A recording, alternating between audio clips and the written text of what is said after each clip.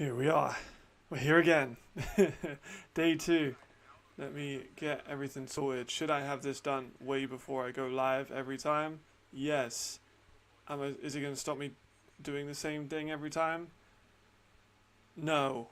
I have to quickly put out all of the stuff basically saying that I'm live because I forget to do it every single time.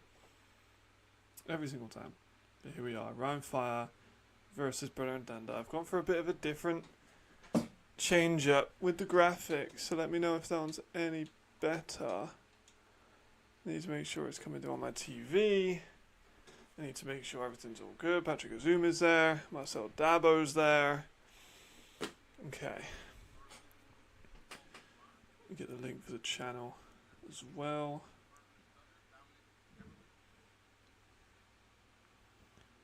Copy that in. Put it on Twitter.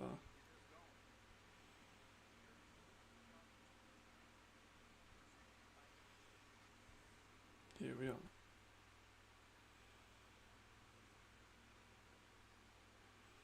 We are live. Here we go. Yeah, I really should start doing this way before the actual start of these games, but luckily for me, they're not actually at the start of the game yet, so we're currently good. I'm liking his new thumbnail style as well. I was kind of skeptical. I was like, is this a good thumbnail? But if I can use like the more cinematic shots I love, like Eric's such a good photographer, then I can just kind of get away with using them as well. Yeah, I haven't used them in a while.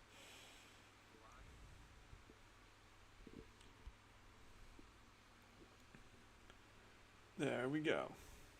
We are live. I need to think as well about how I can clip some of these live things. I'm thinking I might like record it at the same time and then just have like this set up as well as like a recording going on. I think that would be good, potentially. See how it goes. I've got to put my poll in here as well. No one's here at the moment, so we're fine. Fire. Thunder. Start poll. And here we are. We have kicked off. Let's see what we got. It's going to be a tense one. Stadium looks full too. There's like a nice amount of crowd.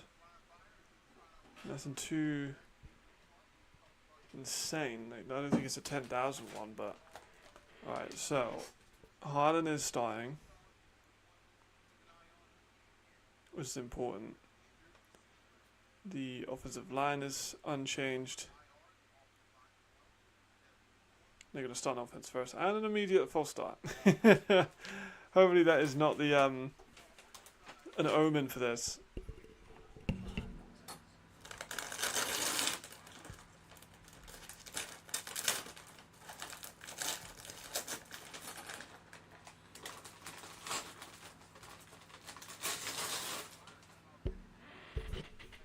Yeah, hopefully not an omen of things to come, which I do not think it is.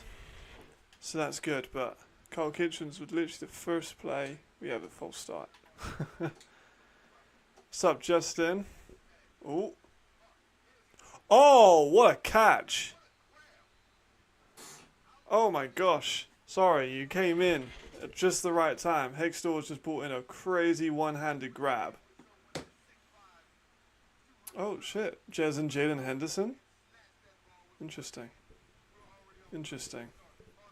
Because Marcel Dabo's there, I saw that. Saw that Patrick's there, obviously. But Jaden Henderson's there.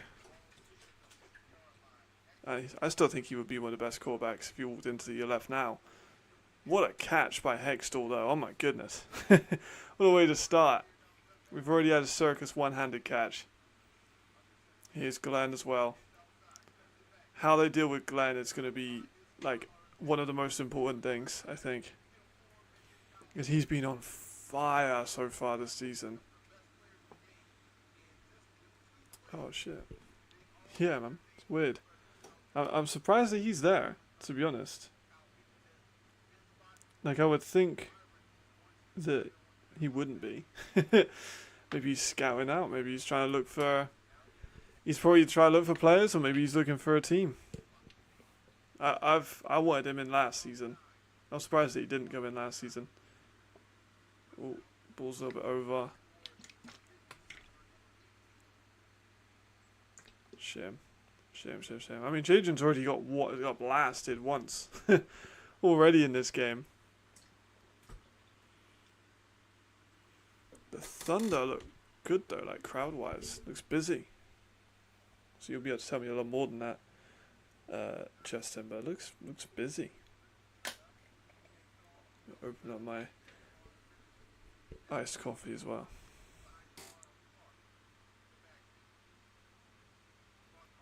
Third and 10 early. Play time in the pocket. Jaden's gonna run. Oh, there we go. Good 11, 12-yard gain. Very nice. A great way to extend it. Didn't want to force it downfield. Took the yards they gave him. Went out of bounds before taking any contact. Can't complain.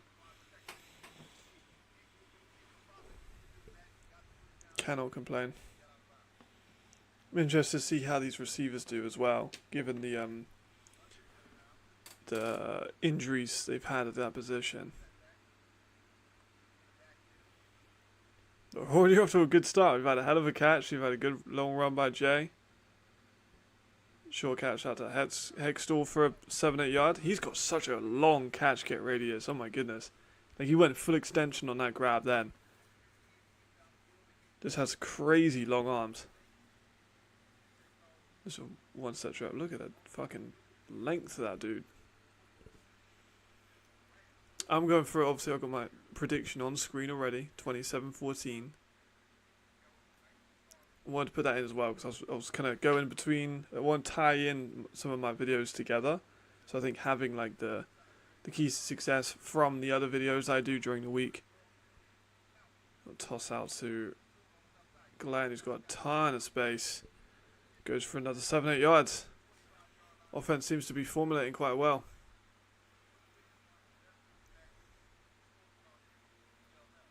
Yeah, Glenn's been incredible. I'll probably do a short about Glenn at some point. I've got quite a lot of ideas for shorts because I've enjoyed making them. So I do want to make a couple more of those. That could be interesting. They've moved the offensive line around. They've got Jasper Frisk coming in inside. That's incredibly interesting.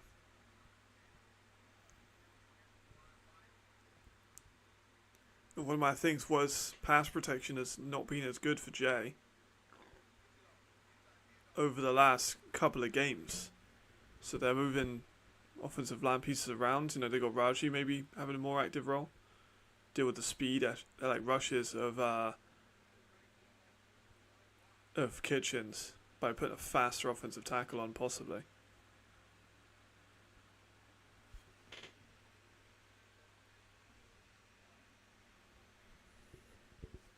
Second and 12, 2-yard run by Glenn didn't go anywhere other than backwards. What fake toss got the whole defense fucking moving towards Glenn. That was a great play design. The whole line shifted left. They pitch out, fake pitch out left to Glenn. Jay keeps the ball. Like, the whole defense moved that way. Icon picks up a good catch. Tight end. Very nice.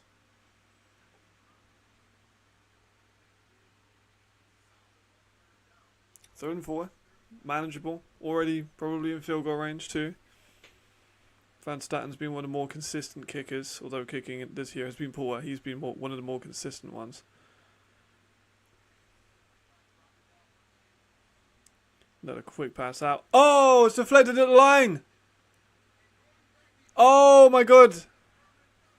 Ludwig Myron picked the ball off for the deflection.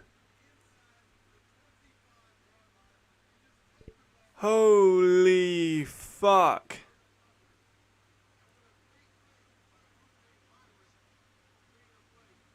Oh my gosh. Let me have a little replay of that. So it gets deflected by, I think it's Lepinen, into the air off of the quick pass outside, and it just falls to Ludwig Myron's hands for an interception. That's crazy. What a play by both of those defenders. Holy shit. Ooh. Bloody hell. That first drive was quite something. Berlin starting on the 22-yard line.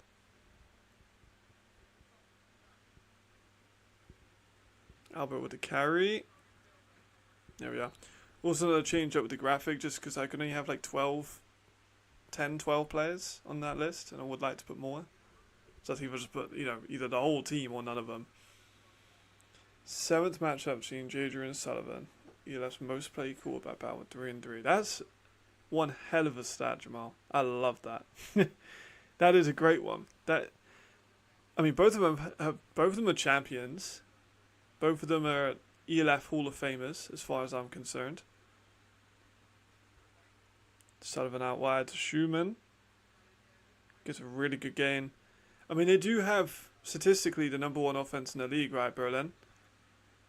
I'm pretty positive. But, they've also, played worse teams, and they're 2-2 ultimately. But they do have the best offense in the league.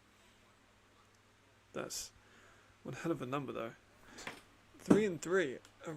When they play, the very first time they played was in 2021,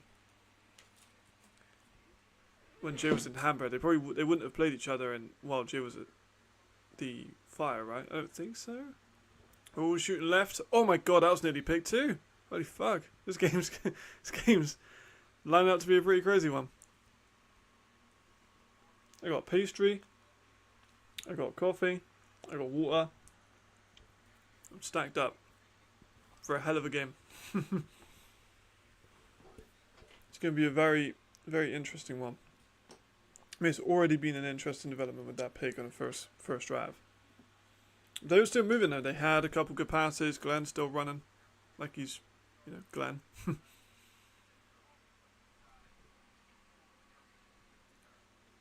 They are on an 8.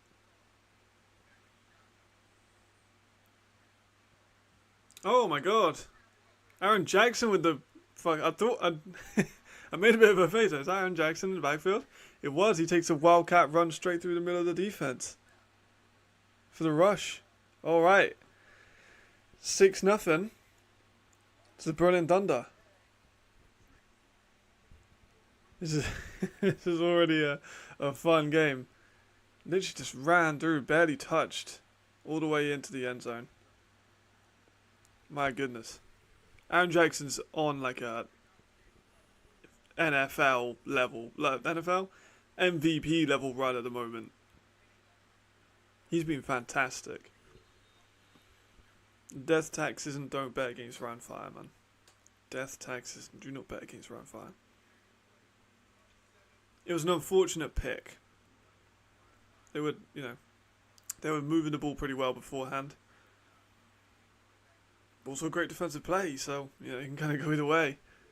And a Rhein Fire defense on those two plays we did see them didn't stop Berlin at all.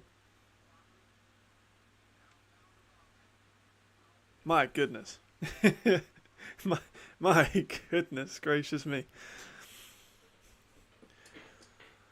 Whew. Yeah, I've been thinking about diversifying the stream setup, maybe making it more like the thumbnail. Moving me over to the side, having some stats, some numbers up. I would like to maybe see if I could get away with having a live look at the scoreboard on screen. I might try that next week, see if I can get away with it. But 7-0. Berlin. Starting off with a great defensive play and then a good couple of offensive plays too.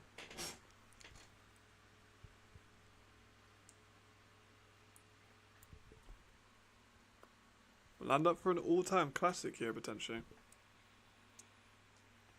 Because obviously the comment sections on the last one were like, yeah, we're circling this game.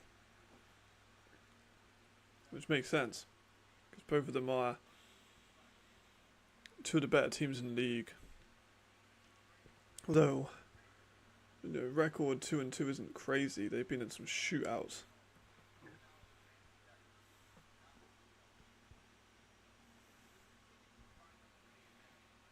Kick's taking a while to happen. Not entirely sure why.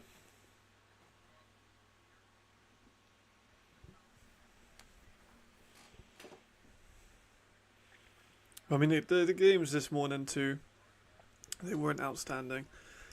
Reece Horn, I'm happy Reece Horn's come back. He looked great. I think at the end last year, I was like, oh, he's a veteran. He's getting on a little bit. He's long in the tooth. But he looked like he was back in the NFL with that game. He was lighting them up. I think he got 3 touchdowns.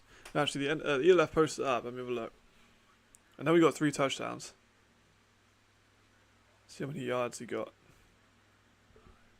He's credited with 237 yards. That may be one of the best receiver performances of all time.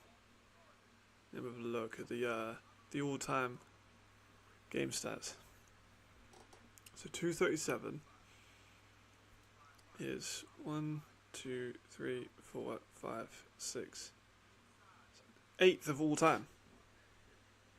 Wait, but they haven't got the one from last week on the all-time list. So it's 8th or 9th all time. I think it's his career. Yeah. It's his career high in the ELF as well. Yeah, games are boring, but it was good to see. It's an all-time receiver performance. So that's good.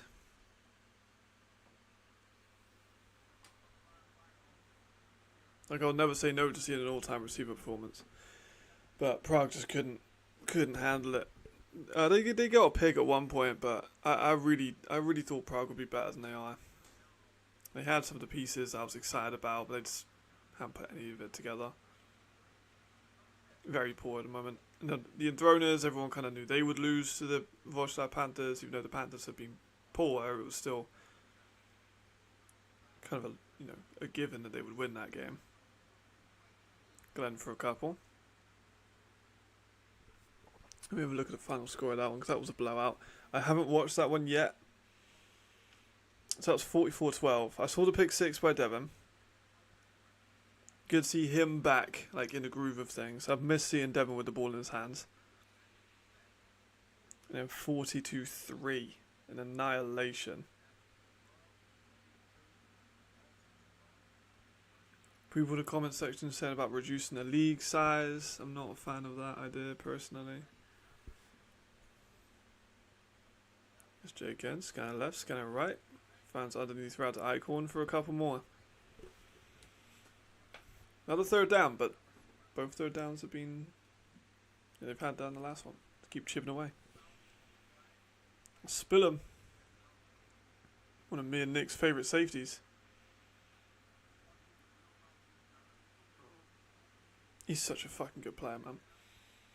When he first signed to Berlin, I didn't know why he wasn't getting as much hype, because he's a pretty damn accomplished defensive, like, D1 player. People weren't talking about him that much. Jay again, deflected at the line again. Jay catches his own football.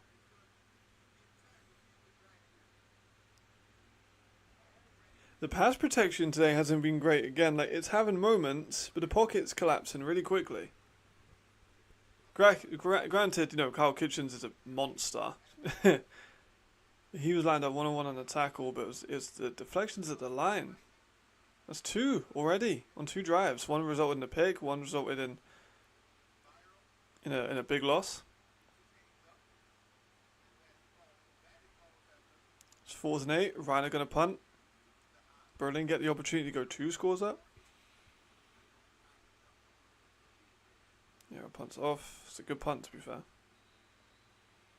I think that's smart to get it out of bounds, though. Don't even give Jackson the opportunity to even nearly return that. Jackson is way too dangerous as a returner to even risk giving him the ball football.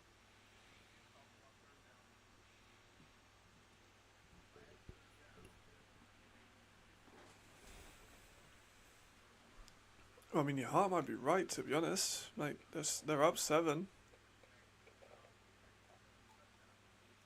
Berlin can score. Like, on any defense in the league, Berlin can score. They've got a stacked receiver core. But I can't see Bias again. I really hope Bias comes back. I haven't seen him. I don't think he was in the last one. He's not been in this one so far.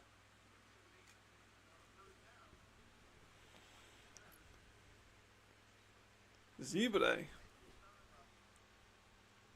Oh, fuck. Now Anderson's limping off. Or limping around. Holy fuck. Like the injury bug for the... for the fire might just continue.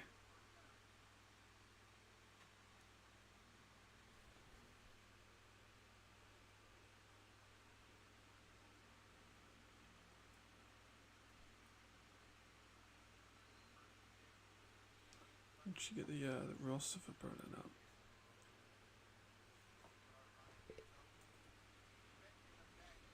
But again, they have struggled running the ball for years now. That's probably the biggest thing.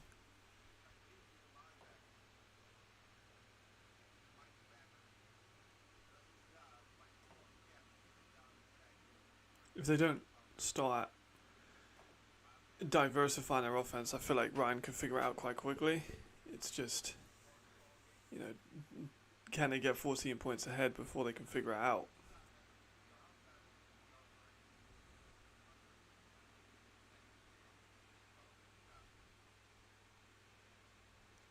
Another play action shot. Great break up there by Amari Williams.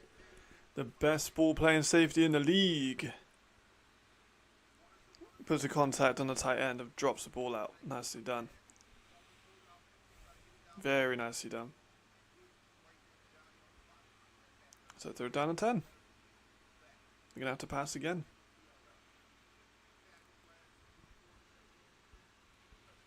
They are all pass. Sup, Khaled. I saw you blocked. I actually didn't know you had a block kick yesterday. I saw you obviously watched the game back. Saw you didn't get a pick because the ball was in kind of an awkward position to track. Oh, Sullivan. Oh, he completed a Schumann. It's another 1st down by Berlin. Yeah, saw you didn't track the ball because granted it was in a difficult position to track. And then you got the block kick. Good fucking work, man. And the reel's done good too. As soon as you did that, like the reel went up to about 11,000. That's a hell of a play though by Sullivan. He looks so good this year. I kind of wrote Sullivan off, but he's proved me wrong again. I bet the Galaxy are kicking themselves letting him go, man. There is again another dime. Like back-to-back 1st downs. 2 beautiful passes. That's Robert Wilczek with the ball there. Schumann before, he's been a big part of this drive. Like, what has Sullivan done? That might have to be a video. Is like, because Sullivan was good last year. Don't get me wrong, but he wasn't like an elite quarterback. Like he was good. It's one of the better ones. But this year, he looks incredible. He looks more mobile than he's ever been before as well. Oh, good hurdle. Good hurdle by Albert.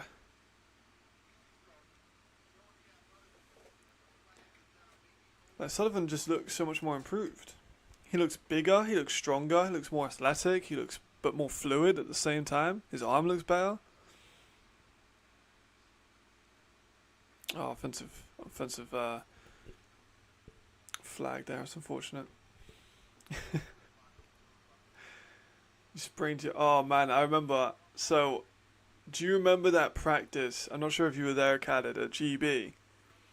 Where it was, like, absolutely tipping it down with rain. It was the middle of, like, Coventry. And it was absolutely shitting it down with rain. I'm not sure if you remember that practice. But, like, I was there, you were there, Leo was there. Ooh, another short pass out. That's nothing, though. Yeah, literally. Yeah, Sullivan's ball in. What's up, Marcus? Good to see you again. How was the Surge game? Getting out of that must have been pretty good. They're not going to be 2 in his power rankings, probably. They moved it away from you and you scored. Yeah, but the first play of that practice, the first catch, warm up catch, the DB drills, I like ripped my thumb muscle apart. The whole practice. I couldn't take my glove off, otherwise it would swell up. So yeah, I know how you feel. But Flores Calderon's a fucking baller, man.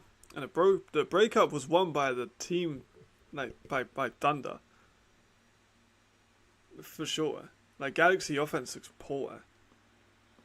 Like it's thrown a lot of turnovers. The Galaxy offense, it's been inconsistent.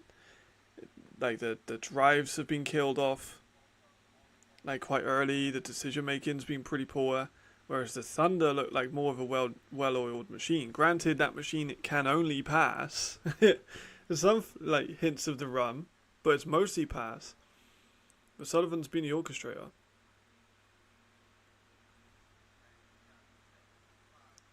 Ooh, I say that as he gets dragged down for a big loss. It's commentator's curse. But I think Henry deserves a lot of credit too. Everyone always talks about age of Henry. He's 23, 24, but he's done a good job with this Berlin offense.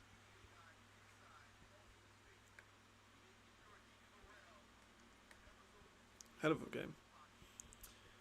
But I was hoping for take the fam. That would be dope, actually.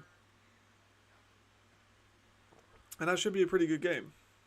Sergio going as the favourites for sure, but get to see N'Kosi Perry, get to see that great receiver core. That'd be a fun game to go watch. They're in long. Pass underneath. Goes for maybe 4 or 5. Not what they need, but maybe trickling into field goal range. They do have a former NFL kicker. The Thunder have moved into the top position in the polls. That's interesting. Yeah, I mean, when you've got an NFL kicker, more inclined to go for these kind of kicks. See if they can get it there. That's far out. Oh, they're going to punt. They're not going to try and go for it. Fire needed that, though. They needed that stop. That's a great punt, though, I can't lie. Punts out about the 4. It's going to be a really long drive for the Fire to get any points out of this.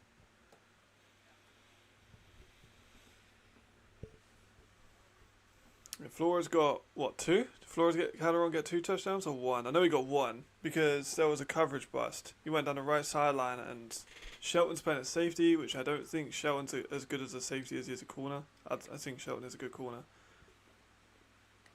But a passover or communication or whatever happened didn't happen, and Flores went for a big one. But Milan actually scored points, which is kind of insane. I haven't actually said that, and we're 5 weeks into the season. It's Glenn again.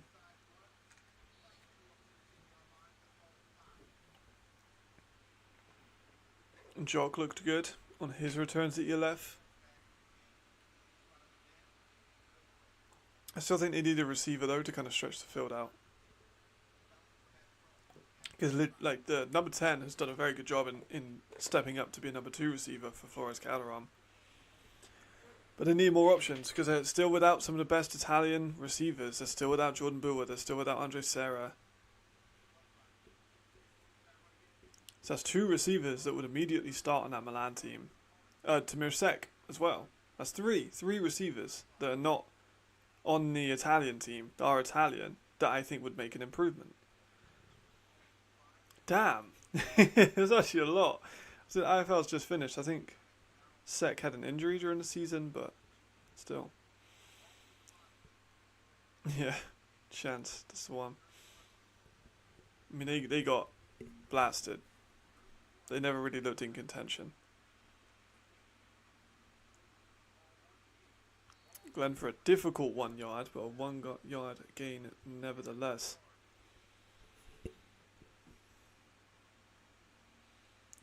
Wonder, like I have talked to people within the Galaxy organization, and they are still very much sold on Luke being the guy that could bring him a championship.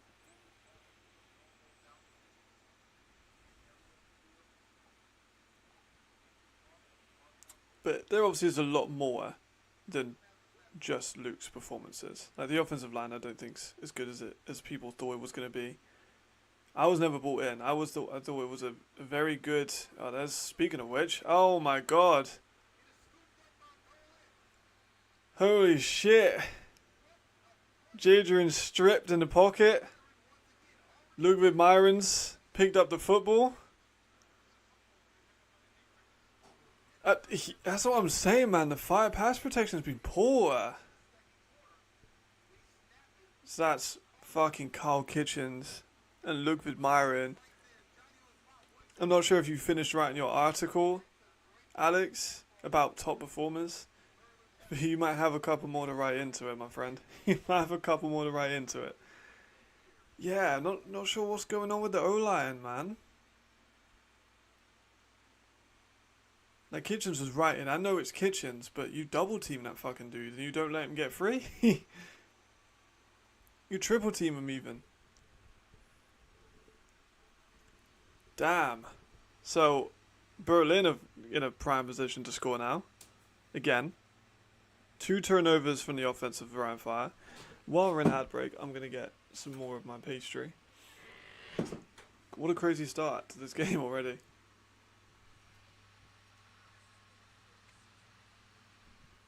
So it's 7-0. 14-0. Very likely. To Berlin.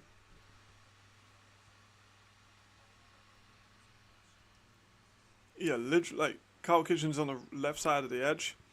Just goes around the tackle with ease. Just strips the ball off from Jay.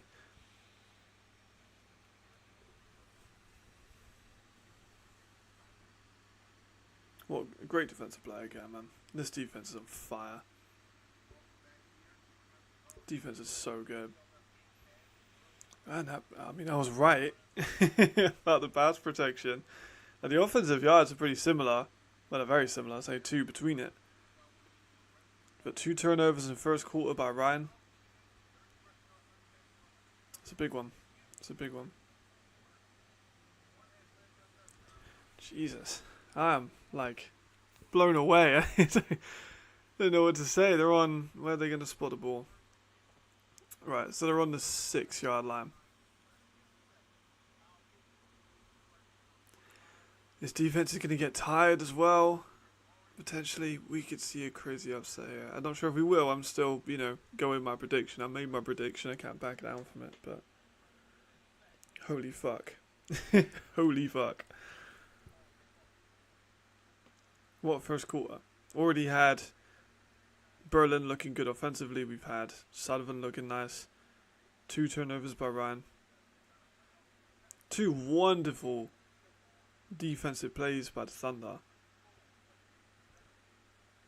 I think what helps with the Thunder as well, they've had so much consistency over the last couple of years.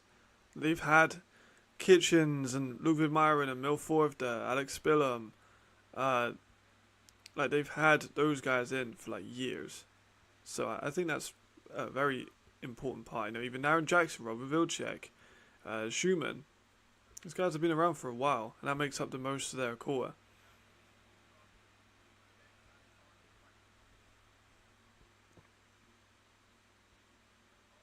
Yeah, full start.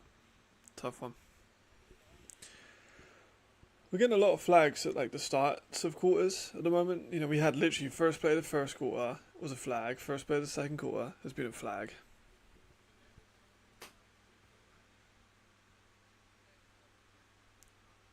Harry Sayer's been a very important part of this O-line too. He's one of the offensive linemen I was a big fan of in Milan. Another product of the Invaders in the GFL. They know how to make talent in the Invaders. I'll absolutely give them that.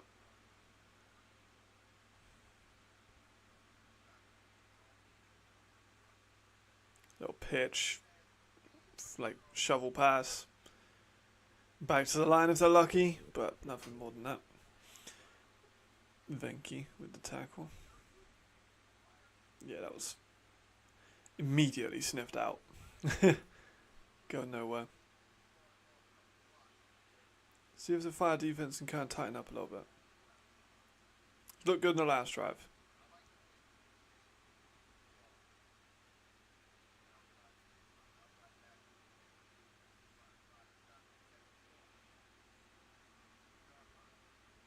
go. Oh, Sullivan with the read, maybe 4 or 5 yards out of that run from Sullivan. Didn't look like he was even gonna get back to the line, but he managed to get it out there. You know, I probably should put like score updates in the chat every now and then. To be honest, I'll do it, if they score here, I'll put a score update. But it's currently still 7.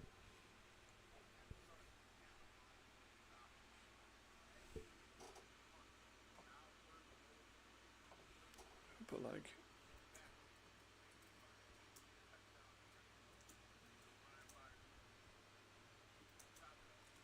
And put this into the chat just so it's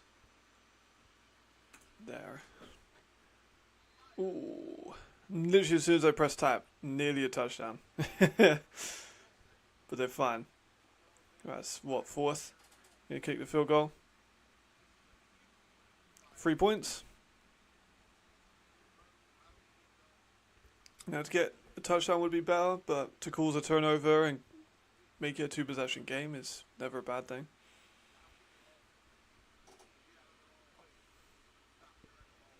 You would think they'd be able to make this.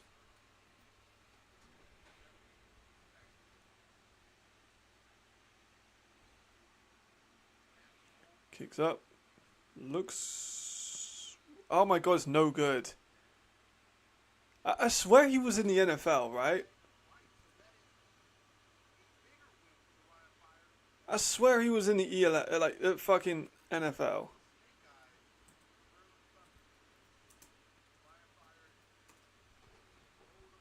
He was. Like, NFL kicker, missing field goals. I don't think he has any. Do you have any stats in the NFL?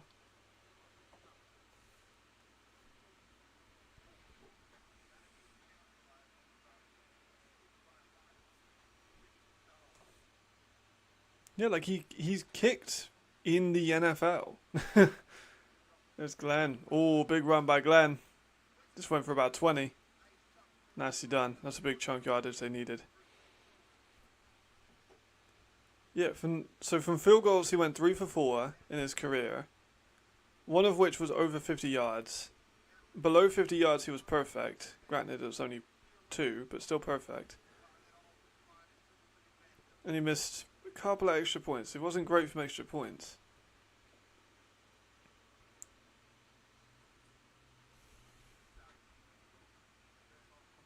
Oh. Outside, great catch. Nicely done. Alright, 2 chunk plays in a row now for Rhein. That's quite unfortunate.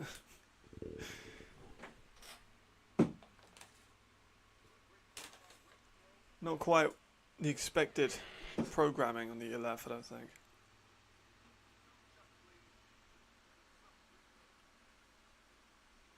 Holt covered the catch. That was a really nice grab. But 2 explosive plays. Rhein are definitely going to be looking to push the ball quickly. There they are. The momentum there coming up. Or James Harrison. That'd be pretty nasty. Get James Harrison in. I generally believe he'd still be good too. I did forget that Terry Crews played in NFL Europe. Yeah, Fire got real high intensity.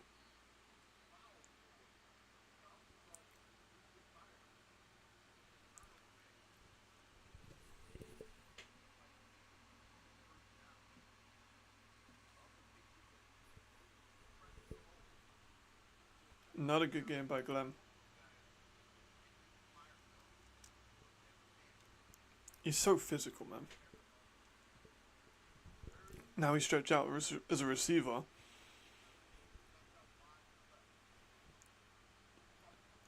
Another block at the line. Wait, what? That's coming back. That's coming back. That can't be real. That's coming back. He batted it down. It was a forward pass. It was a forward pass. That's coming back.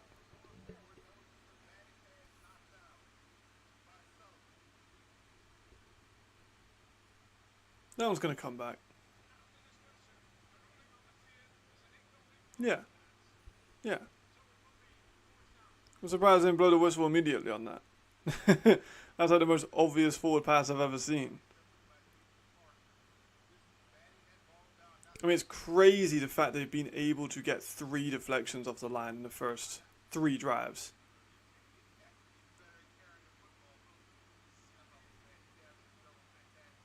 But Haaland went hard though. I don't think anyone can deny Haaland's heart.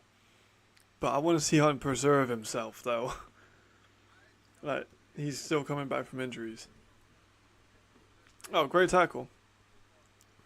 Great tackle. Kitchen's an easy man to bring down, that's for damn sure. Yeah, for sure. For sure. Haaland's a baller, man. Haaland's one of my favourite receivers in the league. If I'm building a team, Haaland's one of the first people I'd be calling in any position. I think Glenn got that. Oh, they got it? They gave it to him? Fourth and a little bit. Let's have a look at a replay. I don't know if he got that. He fell forward though. That's what Glenn does. He falls forward every time. But yeah, they've given him the spot. It's like a 4th down conversion for the Rhein Fire. They keep the drive moving.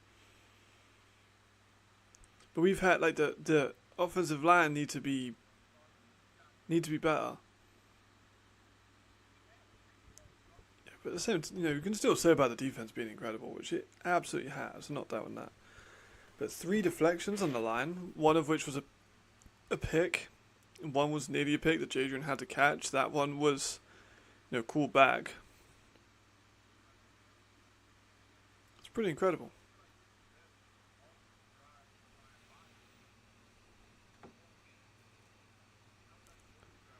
Flag pushes him back. This is going to be 1st and 15.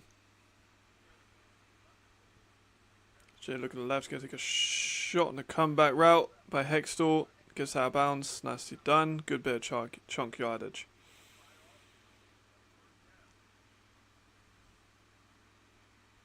Hextall could be a mismatch in this game. He has been used pretty often and early.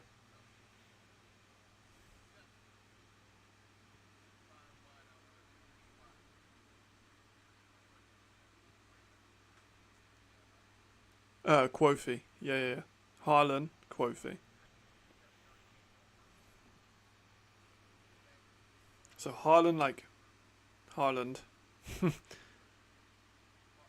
there a Burrow called Haaland? Oh, nice play there again by Jay. Receiver gets a good 10-15 out of that one as well. So chunk plays is starting to develop now for Rhein. Yeah, Haaland is a baller. When he's fully fit and healthy, I think that Haaland is probably the best German receiver.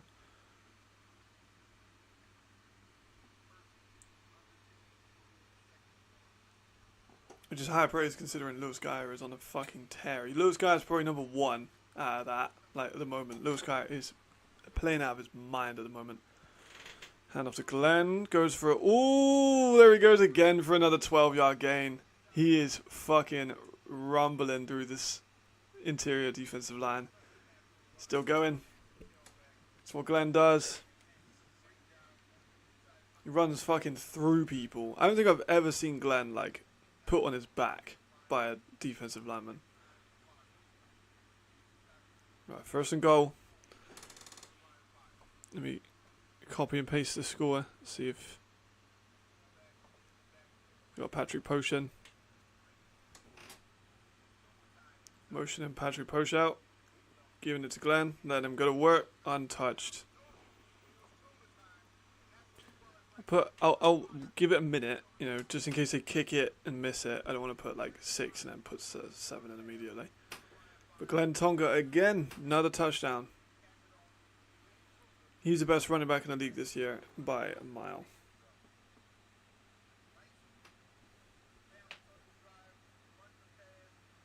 Killing it. Now here's Van Staten.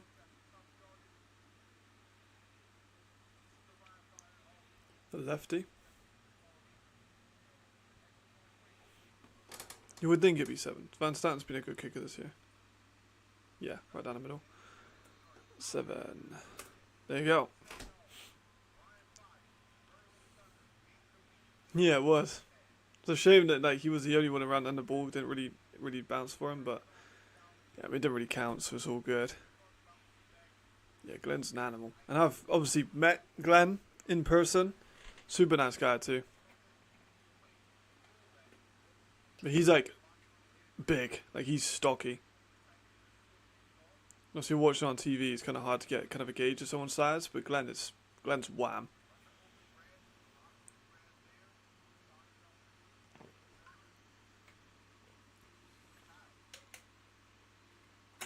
Here he goes.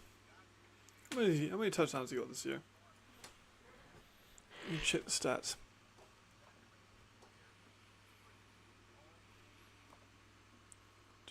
We want player stats.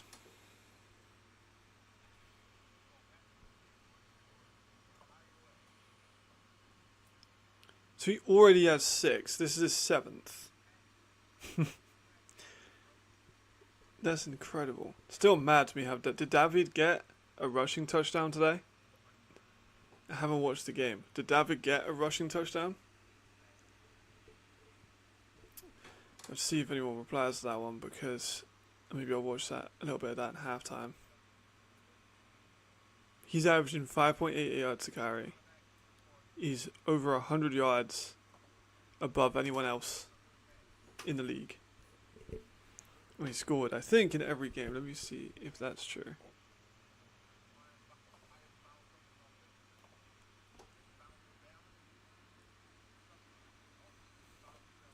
Because the stats page has been a little bit down today. Like, it hasn't loaded everything.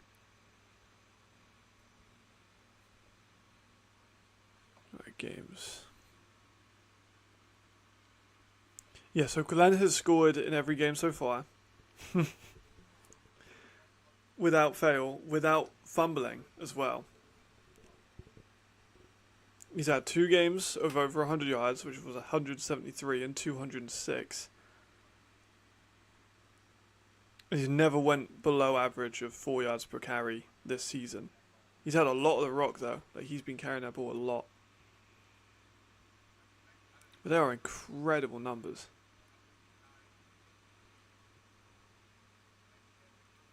He's been receiving a lot more too. Yeah, 3 catches, 4 catches, 3 catches. Yeah, so he's been a lot more important in the receiving game. That wasn't something that he was asked to do a lot last year. I think with the injuries, they've had a receiver. They've kind of had him more spread out, which makes sense. But 7-7. A lot of turnovers with the missed kicks, the fumbles, the interceptions, but the Berlin offense has moved the ball well. Let's see what they can do on this one. With Jackson. He goes for about 6.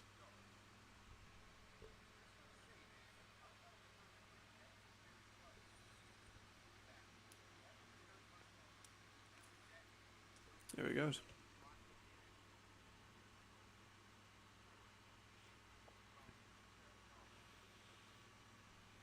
Yeah, so that's what I'm going to do, right? So I've started the conversation halfway through, and I tend to do that. So with this graphic on screen, I'm going to change it for next week so that I can take it from YouTube and then get some clips out of it. So I can do some short content on my Instagram and stuff. Ooh, that's Rambo Albert there. So this will be the last time you see this setup of the main screen. It is quite simple. I've changed obviously for this one. I've put more of the keys to success rather than the player names. But this will be the last time we have this set up. We'll change it up next week. It gives me a week to, because I'm gonna have to re-record some of the London video, because I was rewatching some of it, and I was like, this is boring. So I need to, I think, do some re-recordings.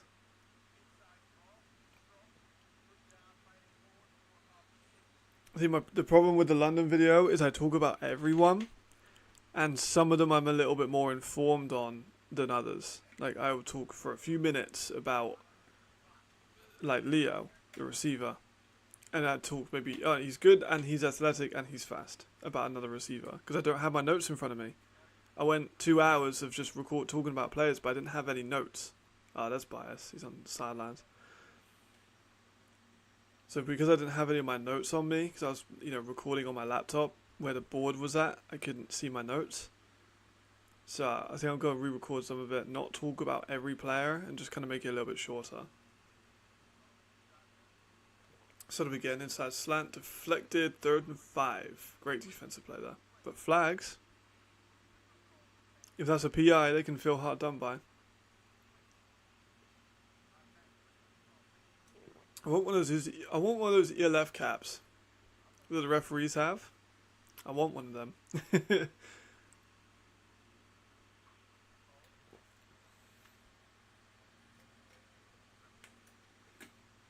Need some ELF merch, man. I've been saying it. Jamal gets merch. They got Holden call. Tough first down.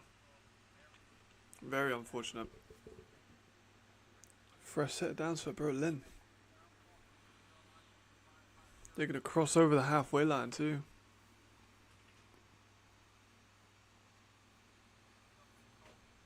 Runabout motions out and then gets the handoff. That's an interesting play design. Got a bit of a maul. Damn, they fell forward. That's a rugby style maul. Not sure how many people in this chat have watched rugby, to be honest. But if you don't know what a maul is, it's basically just everyone comes together and it either goes one way or it goes the other way. That one went the way of the Berlin Thunder.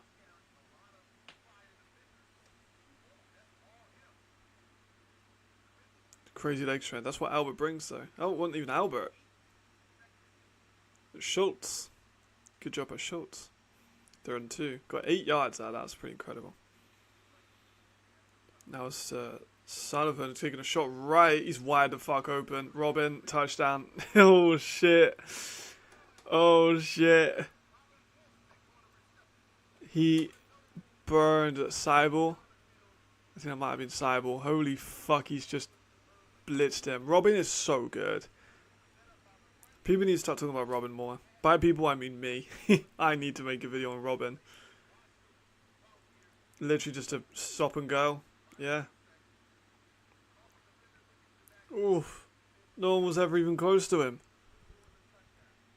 I do still miss him wearing number 7, though. I can't lie. I do still miss him wearing number 7. Right, see if the kicker can make it, and then I'll put the score update in the chat for those that are not, who are checking in and out.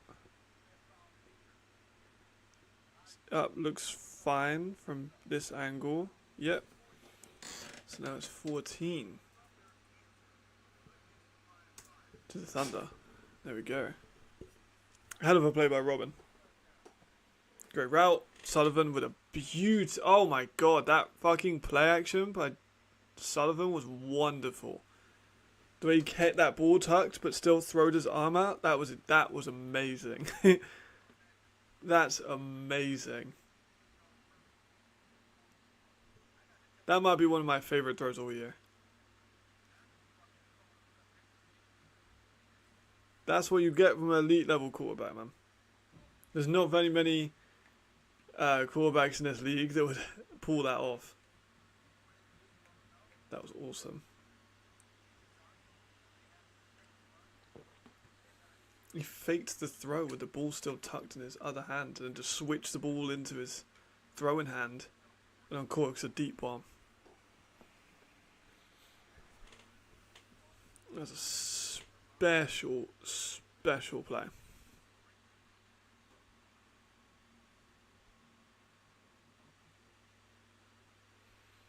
Kickoff was not very good, so we got flags on the kickoff, but Rhein will come back in.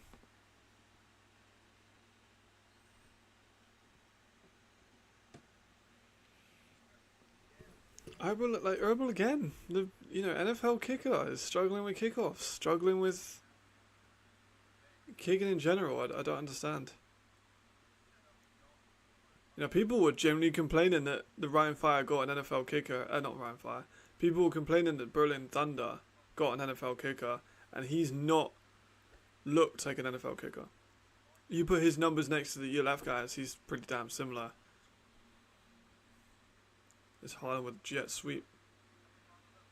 Maybe 2-3 yards out of it, not much. Good tackle. By Leppinen. One of the Scandinavian fellows. So many good safeties out of Finland and Sweden.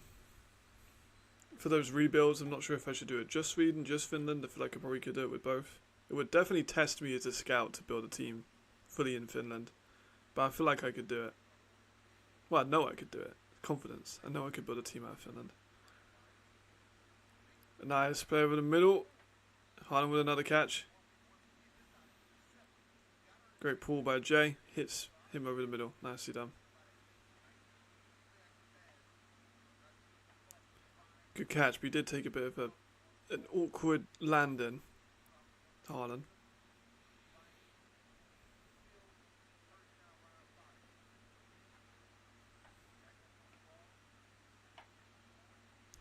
That proves though, like people were saying about how invincible Rhein Fire were. They're certainly not invincible.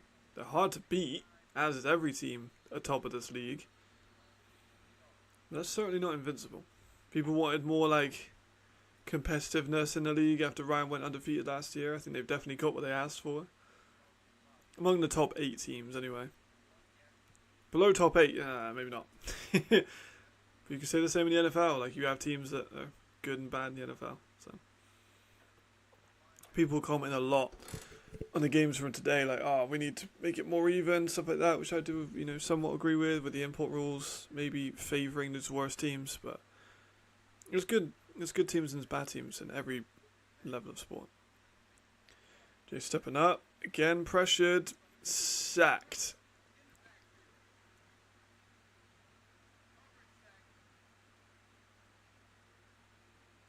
Oof. Pass protection's not been great.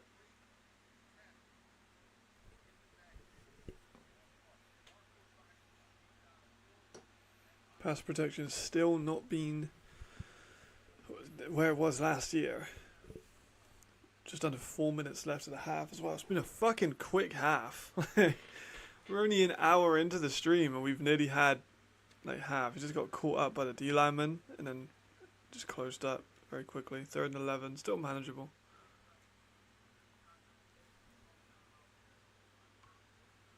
And time out there for Ryan. Perfect time for me to have more pastry.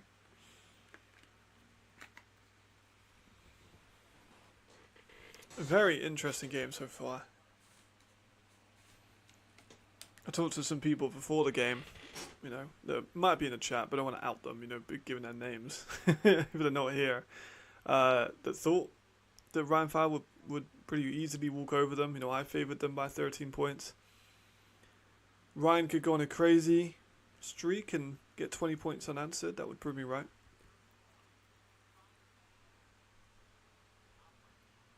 That'd be pretty helpful to me, to be honest.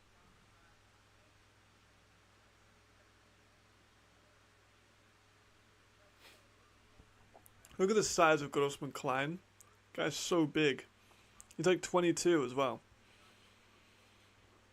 He's like 6'8" or 6'6", something like that. He's very big.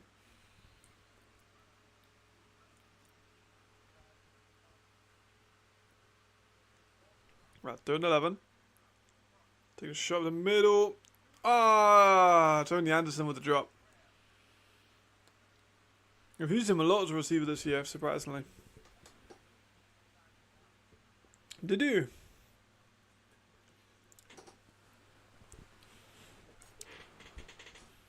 Just off the hands of Tony Anderson.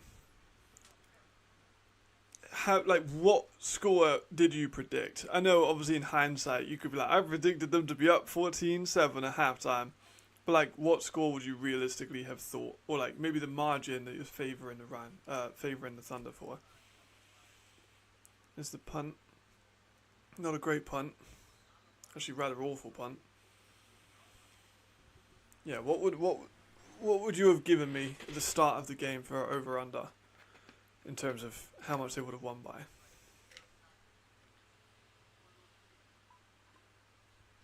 But I definitely wouldn't have picked this scoreline, especially not going into halftime. Still 3.5 minutes too, and Thunder have got all their timeouts. And they get the ball. Oh my god! And they get the ball first at half too. So if they can score here, say they get a touchdown here, 21-7, and then they get the ball at half and they score again, they could be 28-7 up potentially. You know, worst case scenario for Rhein.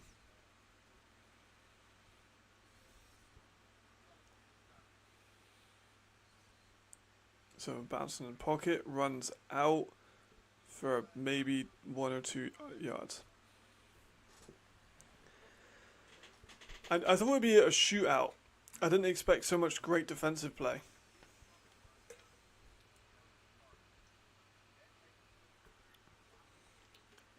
Like, I thought it would be Sullivan and Clark going at it as they have done in the past. As Jamal pointed out, they're 3-3 against each other. This is the 7th game series.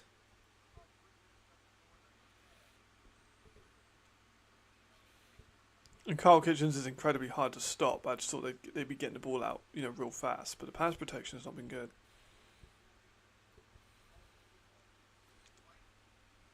Ooh, receiver got fucking blasted by Flamor Zimon. Sullivan also got hit. There's a flag, so it's probably going to be for a late hit.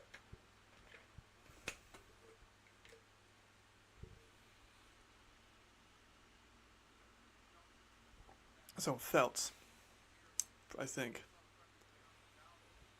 Yeah, that's fair. Obviously, it's always a weird question, isn't it? So, what would you have scored the game before the game happened when the game's halfway through? Yeah, roughing the passer, cool.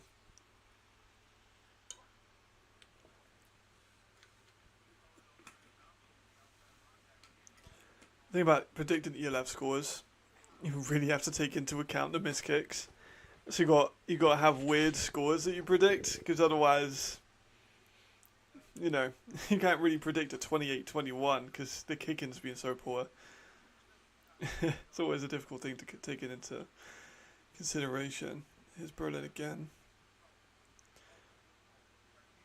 Good draw. Oh, really good draw. About 12 yards out of it. Yeah, it is. So they've got Harry Sayer, who isn't an overly large offensive tackle, but he's just incredibly aggressive. He's probably one of the most aggressive offensive linemen in the league. He's number 57 at right tackle. Honestly, he might be one of my favorite right tackles.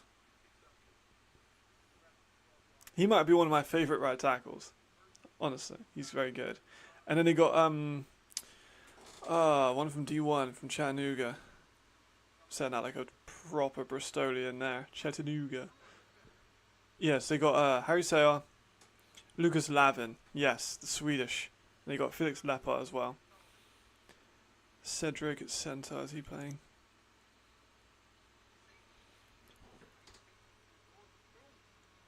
And they got Lars Ledbig. That's what I'm thinking. I think Lars Ledbig is the one I'm thinking of. He went to Chattanooga. Because he went to Reuben Gab High School. I'm pretty sure.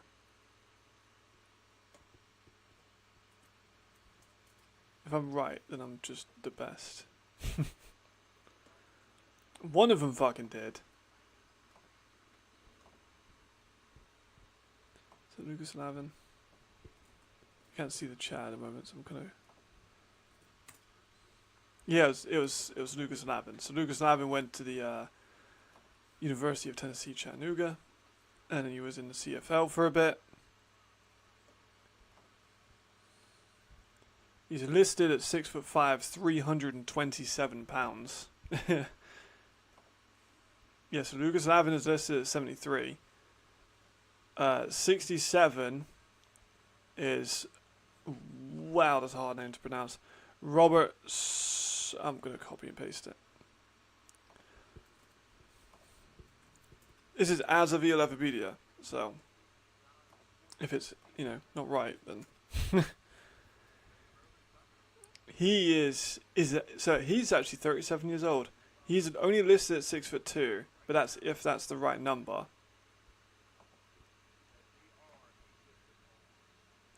Lavin's is at 6'5". How tall is Harry Sayer listed at?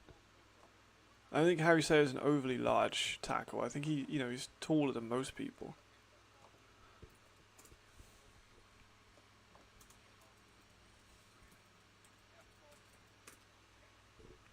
Okay, so Harry Sayer is actually listed at 6'4.5", so I was wrong on that. I thought he was shorter than that, just off of memory. I have it in my notes that he's that tall because I have good notes.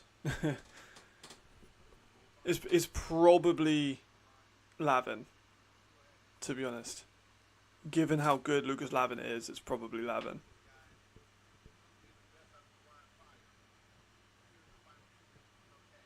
Yeah, 73 is Lavin there, left tackle. And then a right tackle is Harry Sayer. So what position are you thinking?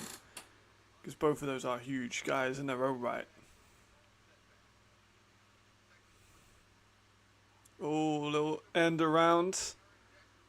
Jackson for the first. Little bit of additional yardage after. Berlin is still moving that ball into the 2-minute warning now. Well into the red zone.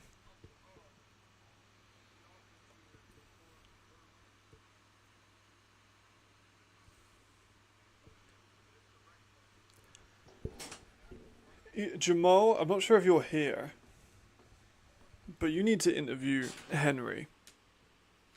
I know you're branching out, and you've got your projects that we've discussed.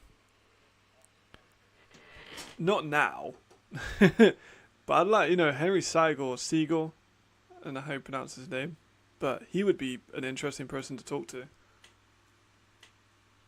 Given how young he is, and is an offensive coordinator.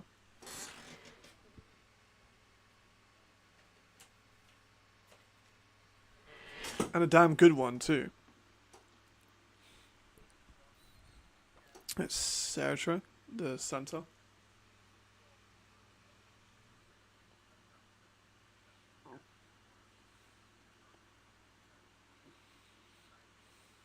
He's walking, so hopefully he's alright.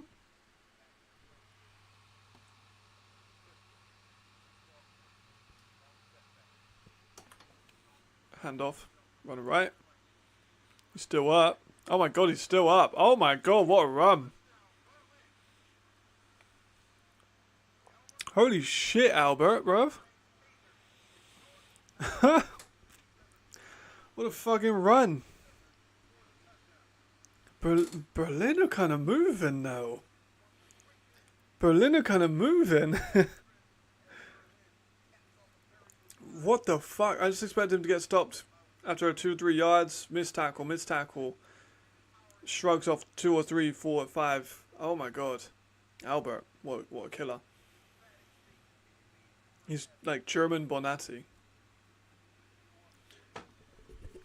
Let me get a score, copy and pasted.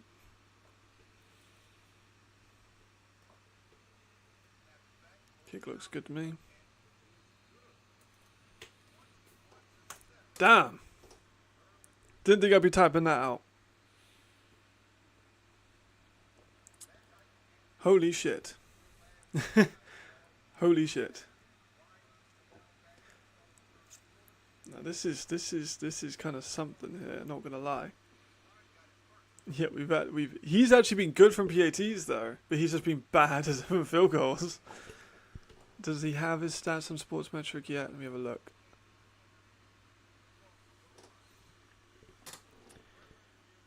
Yeah, so like NFL kicker, right? Bear in mind, Dominic is an NFL kicker. He has kicked in the NFL, which means at one point he was considered one of the best 32 kickers in the world. And he's made 3 out of 7 field goals. Oh, 3 out of 8, actually. So it's under 40%. From PAT, he's fine, which is, well, no, not great. He's missed 4 PATs. He's probably gone over 80%. But to miss how many field goals when you're considered one of the best kickers on the planet at one point is unusual. Because it's not like the blocking is tremendously, or like, outwardly bad. It doesn't look like there's 3 or 4 guys around the ball. It's not like they've been blocked. It's just misses.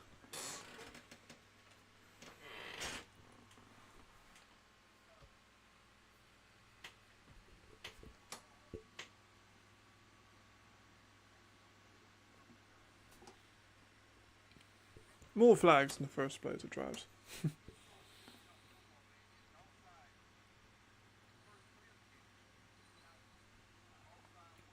Kitten's trying to jump so much that first snap.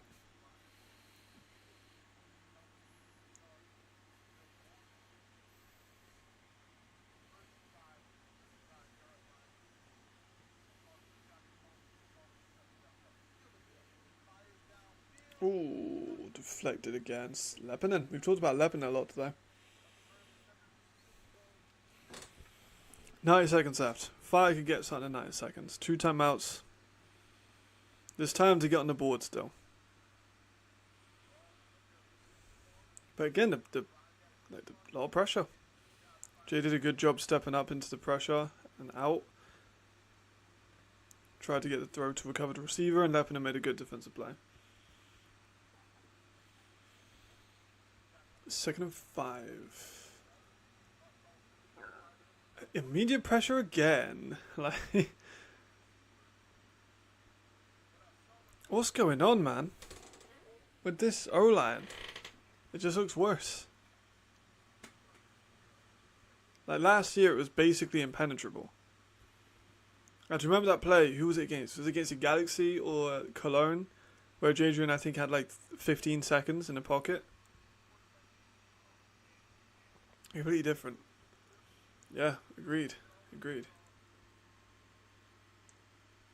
It seems to be coming a little bit from everywhere. Like the edges are making penetration on the tackles.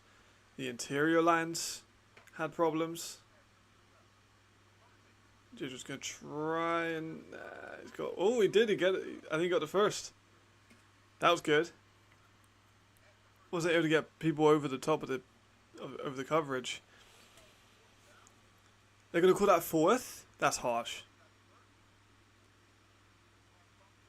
If they call that a 4th down, that's very harsh.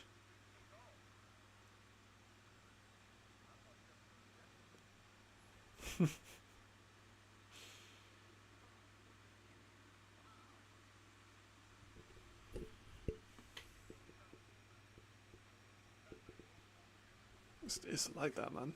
Right, they're going to kick it because they gave it as a 4th down. That's a tough spot. Great punt, though. Holy shit, he fucking leathered that thing. I would have went for that. But I get why they're not. But I would have went for that. And I'm not a coach, so... Yeah, everyone's been on Jay, you know. Last few weeks, people in the comment sections of faces and the meme pages saying about Jay not playing particularly well. But this offensive line's been poor, man. It really has.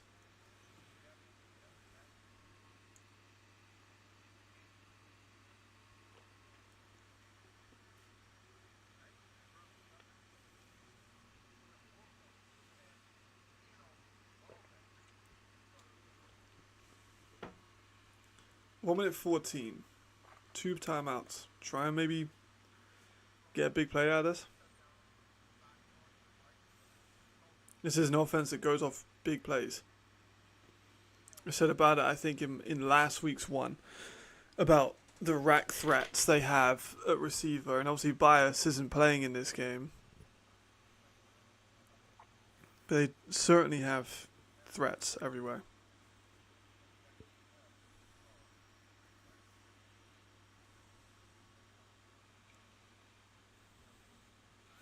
I think during halftime I might try and watch the Vorslav game. At least some parts of it, you know. Oh, good play. Right. I think they're going to go in at half. I'll put that in the chat, actually.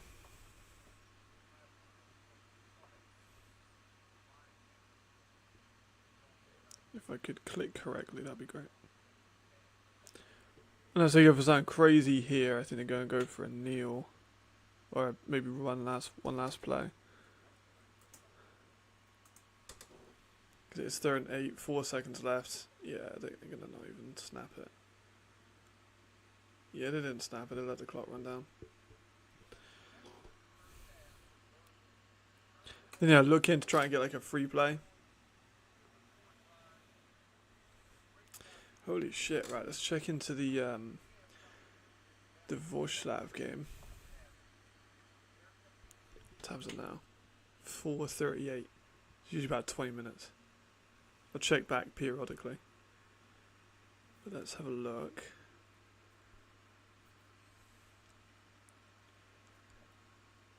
Wait, they've already got the condensed game on Game Pass? That's kind of cool. I mean, that sounded so fake. Oh my gosh. That sounded so fake and so, like, shill. I'm just like, oh my god, they already have the highlight? I'm just surprised they already had the condensed highlights for the game that happened, like, this morning. But that did sound like an ad. Like, but in for Hervar as well. I do still like the jerseys, man. I'm still a fan. And this one is 24 minutes. I reckon I can speed that up. I reckon I can watch the whole game during halftime. I'm watching the condensed highlights. Oh, there's the pick six. Devin Burrell, just a punt return, basically, for him. Gets the edge. What a baller, man. What a baller. Good to see him back to playing too. Like, he's been quite quiet first couple of weeks. Haven't seen too much of him.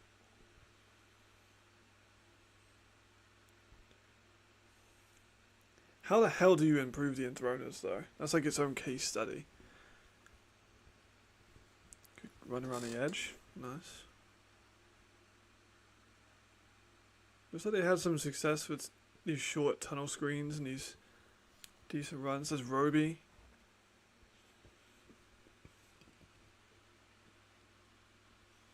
That was a nice play.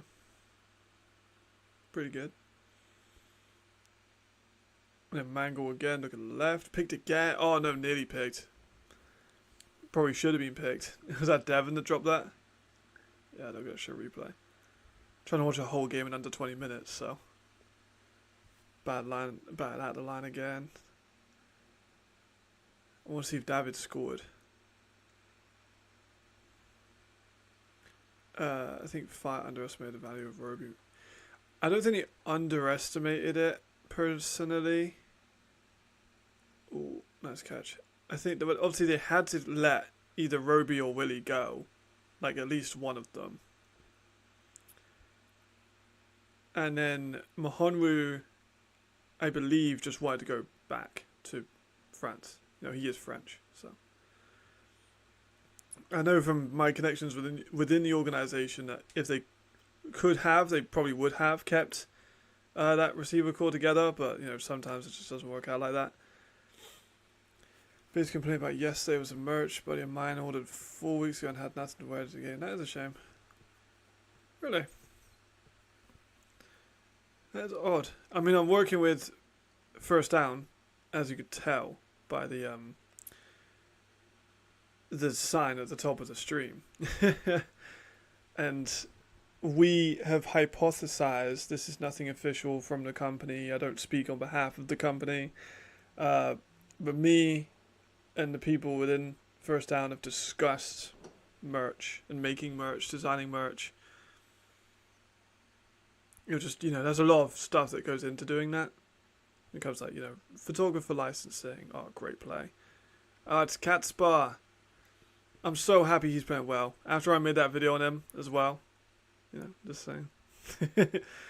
But it's a lot that goes into merchandising. But we have discussed making custom team merchandise, which could be pretty cool. I feel like I give a lot of insight and spoilers into like future products of mine and like projects and products and ideas of stuff during my live streams. But that's definitely one of them. Is Devin Burrell? Did he get a big punt return? Oh, he did. He's still going. Nice. This was a busy first quarter by the looks of it. I mean, Panthers are absolutely pulling away. Oh. Did David get a touchdown? Right. Oh no, was that Adams? I think that is David. Great run. Great footwork. Oh my gosh, that was a great run.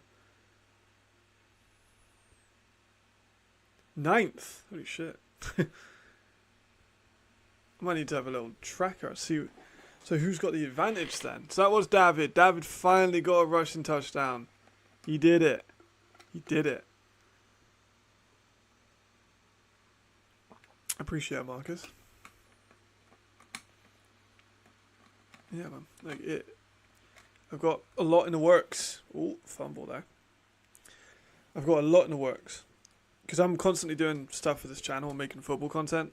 I was gonna make a Lalo short, but again, as I said with some of the stuff from London, so that the e-import I would want to get would be Lalo.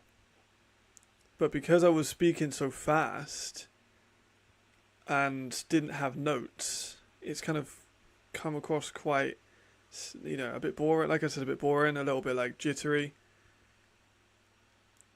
I would like to do those like 1 minute videos on players because I like promoting these guys. You know, the Daniel Pedro one, the Khaled one. These are good. These are good videos. Gets them more in the public. Oh fucking hell, he fumbled the damn ball. Uriah hasn't been great so far. Gets more eyes on these younger athletes. Of course, all of my evals I use younger athletes because it's what they're my background is in scouting these guys from high school level. But I need to see who I'm going to do next, actually. I don't have there's Catsper again, man. Big running catch. I might even go back to Catsper at one point and just see the routes in the first 2 games compared to the routes in his last, 3 or 4. Because he's been used a lot more effectively in the last couple of games. I do need to do a poll about what player I want to do an eval on next. There's Matt Cole with his first E-Lab touchdown. That's why I wanted him on my teams, man. Well, who could I do? So I wanted to do...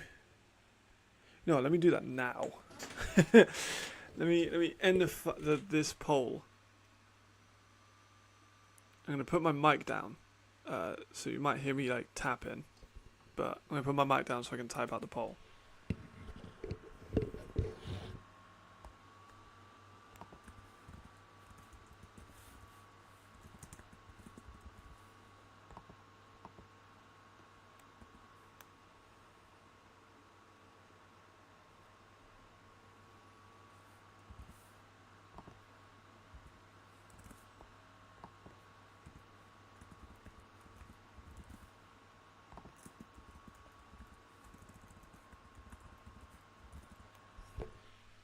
Right, we'll give it like a few minutes per question.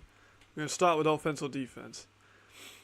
Farah, not who they thought they were. No hyperbolic, they could be a wild card. I think they are not playing amazingly.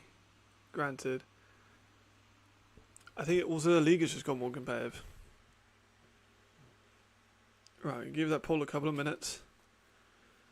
Maybe get 1 or 2 votes on it, but whoever does get those 1 or 2 votes can be the decider of the content of my channel. So I'll give that a couple. Oh, Robitaille, great fucking. That was a dime by Jack Mangle. Just a rainbowed it into Robitaille. Beautiful catch, beautiful pass. Nicely done. Oh, yeah, blocked PAT?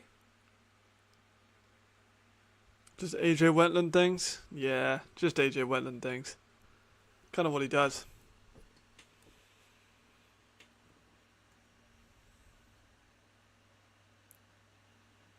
Matt Cole on the screen. He looks like he's working into that team pretty well.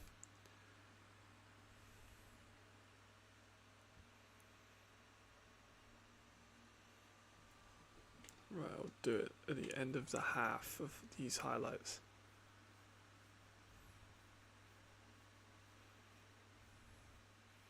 Couple decent moves by the Enthroners. The Enthroners is just, they've kind of... so we're going to go for we're going to break it down. So offense, defense, and then after a couple minutes, I'll do linebacker. Say if defense wins, I'll do linebackers, DBs, D-line, and then we'll just break it down thing by thing. So offense, defense, just what position on the field am I going to start with? And then I'll ask another poll afterwards.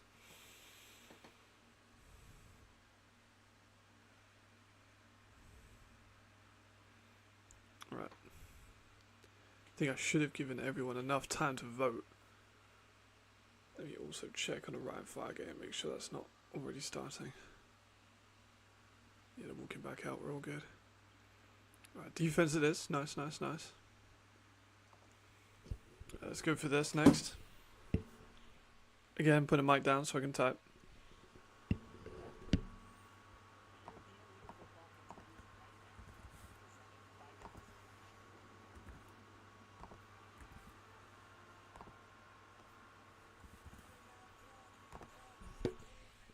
Alright, there we go. Next poll. D-line, linebackers, DBs.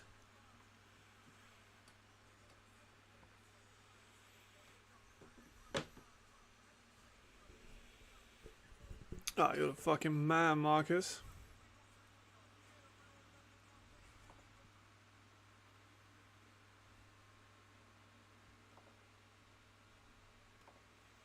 I'm over half time in the Panthers game now. I work quickly. Got the commentary on. Didn't need the commentary on. There we go. I'll give a couple minutes on that one. It's Catsper again. Oh damn, he broke a big one off. Nicely done. Where's my coffee at? There it is. Ooh, linebacker's taking a sway. Okay. Who else? Who have I done that? I've done Flemor Zimon. Oh, I kind of do know who I would do a linebacker. Damn, you arrived just through. Oh man, Matt Cole. That was a nasty grab. That was a nasty grab. I mean, it's going to be flagged.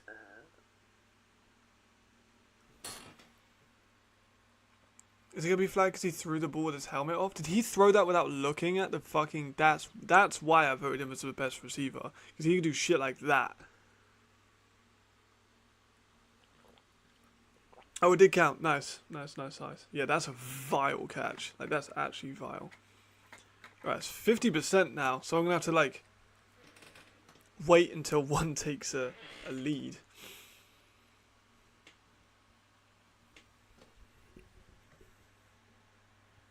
And then the next one that takes a lead will be the one I do. Like, that I break it down even further.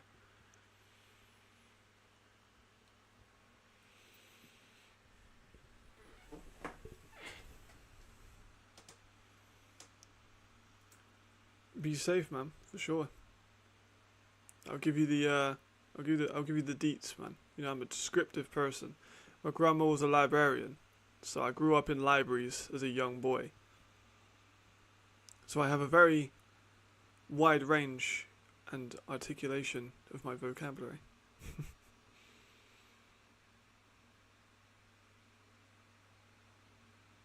I also just think it helps being British.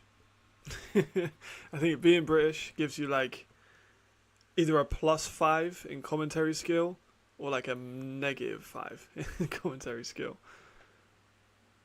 Good sack there.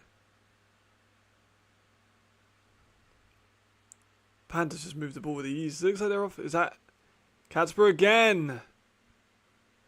Almost as if it's a coincidence that I have noticed a very good player and then he is also now breaking out. Good call. Thank you very much. Thank you, thank you. Oh, perfect timing. Perfect timing. Go up to Catsper's run. So I'll have to rewatch some of that after the this game. But I'm nearly caught up. I've still got to watch one more game, I think, because there's only 6 games. Tim Knowles, Finland, play for Panthers. Oh yeah, yeah. Timmy Nuka. Yeah, no, absolutely. I love Timmy Nuka. I would have voted him as an all-star. He had like the same stats as Dawson Dales. I wrote an article about how he was snubbed. I was so annoyed that Timmy Nuka didn't get the appreciation that he deserved. Like, he's gone back to university now. I think he's in education back in Finland. That's why he's playing over there again. Like, Timmy Nuka is a fucking dog. Strongly agree. strongly agree. Great fucking eye, Jamal. That was very nicely done. So yeah, they've just returned a kick. Nothing special. Alright, let's see what Sullivan's got. Again, as soon as as soon as that poll goes up over 50% on one, we'll do the further breakdown. Oh, was that picked? Janssen with a pick. It's like being bobbled. It was to a short hitch out to Schumann. Jamal, this is for you. So short out to Schumann. Hits him in the hands. Falls to Janssen for the pick. So first play. Immediate pick for Rhein Fire. That is so important. Because I said they could get a score before the drive. They could score again and it could be 28-7, but it's not. So now Rhein Fire start with the ball. Let's see where the spot is. On the 35-yard line. Damn. This is fucking good, man. This is a good game. Apologies to everyone who doesn't like me swearing, but... Jeez.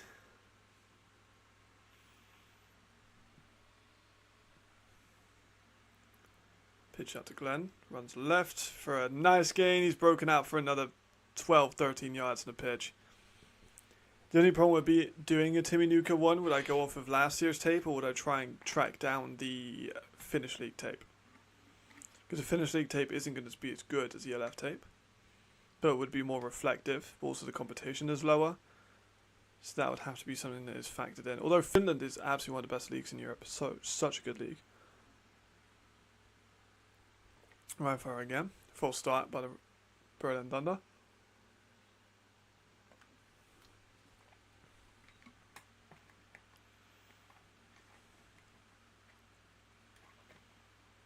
Well, an encroachment, rather, to use its proper term. First down, 5 extra yards for Rhein.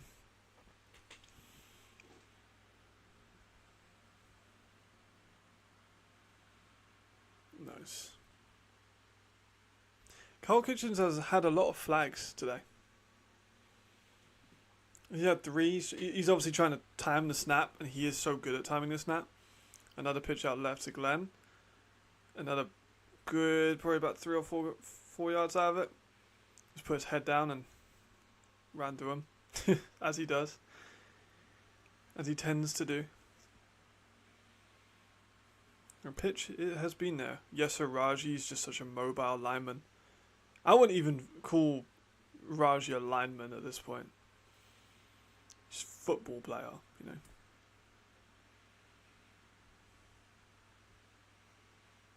Right. Just keep it moving. Don't get greedy. Don't get bombastic. Another pitch out this time right. Get back to the line maybe at best.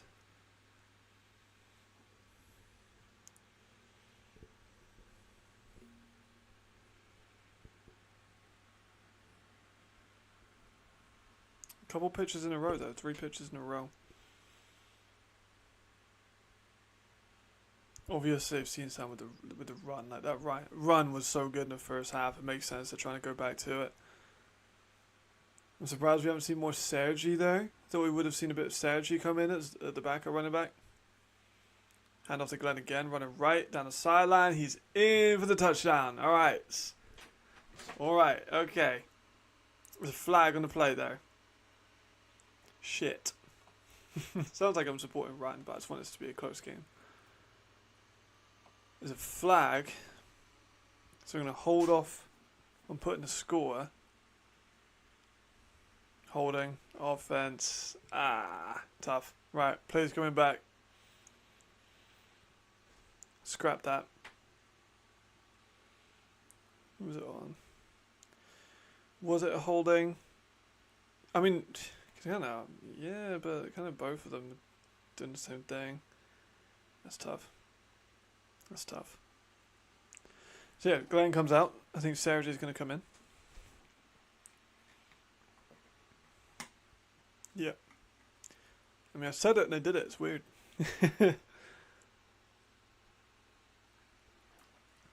Great minds, me and Andrew. Sergi gets negative yardage on that carry there. You might. You very much might. I mean, my prediction's gone. Like, my prediction's well out of the window. We need like one more vote on that thing before I can officially close it as well. Like, I might just end it with linebackers, and it might be 2 on linebackers and 1 on each of the others ones. I think I can actually like check during. Yeah, it is. So 2. Okay, so it is. I'll give it 1 more minute because it's been out for 9 minutes. All right, fire looking right. Taking a shot up, Jay. I mean, it's incomplete, no flags. Hextor was on the floor. There's the flags. They came in late. But it's going to be a PI call. There we go. The poll has ended as well at 10 minutes. This is a good time to me to end that one. Yeah, I was waiting for that too. Like, I was kind of like, and then the flag comes in, but never. It took a while.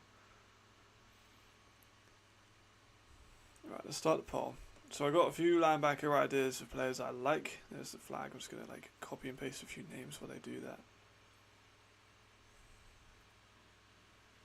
Right, and no one from the Dragons. No one from Milan. Helvetic, I could go for Timothy. I'll put Timothy as a player. Another former NFL Academy alum. He would be interested. Someone I'd be interested in doing an eval on.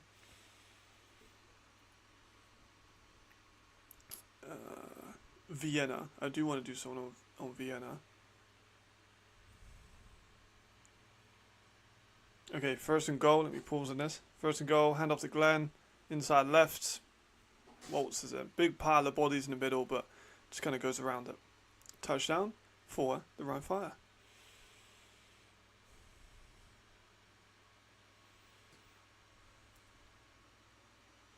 We kind of got Harrison Hobson. I don't even know who that is. Oh my gosh.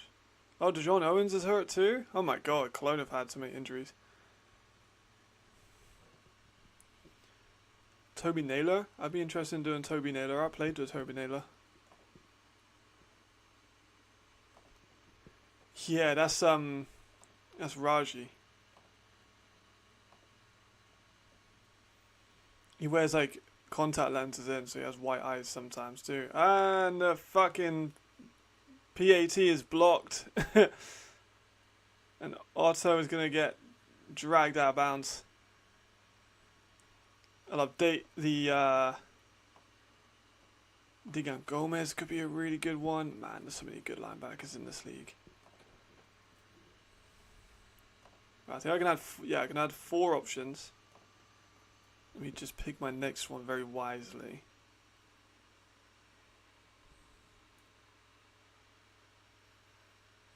I've already done a Rhein Fire linebacker, so don't really want to do another one.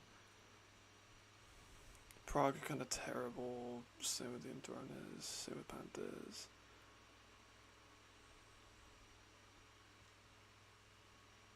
Where is he? There he is. So I actually have 2 I want to do from the Vikings. I'll go for no, it's fine, cool.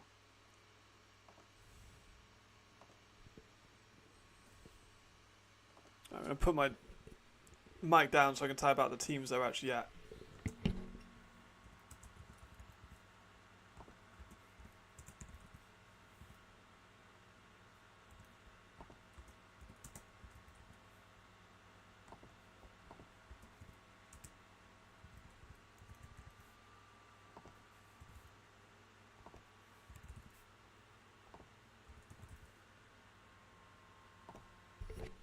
Alright, there's a poll. About my favorite high school? Yeah, man. Going 7 years, that's pretty badass. I was a corner myself, but I wasn't very good.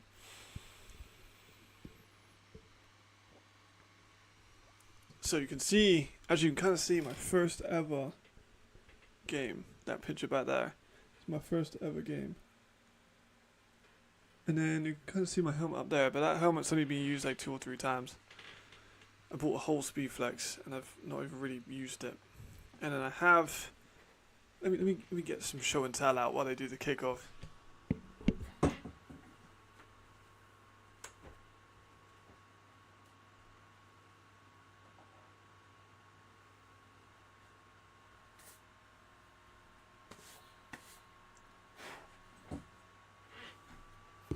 And I got that. Throwback to my game against the Netherlands. It's pretty cool, if I do say so myself. Yeah, that's cool. Good times. Actually, being back to that field for the Netherlands team is quite surreal.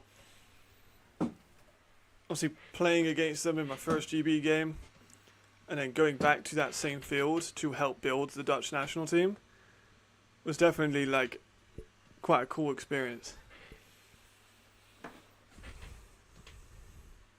Dion Gomez taking a bit of a lead. I'm going to leave that poll up probably for the rest of the game.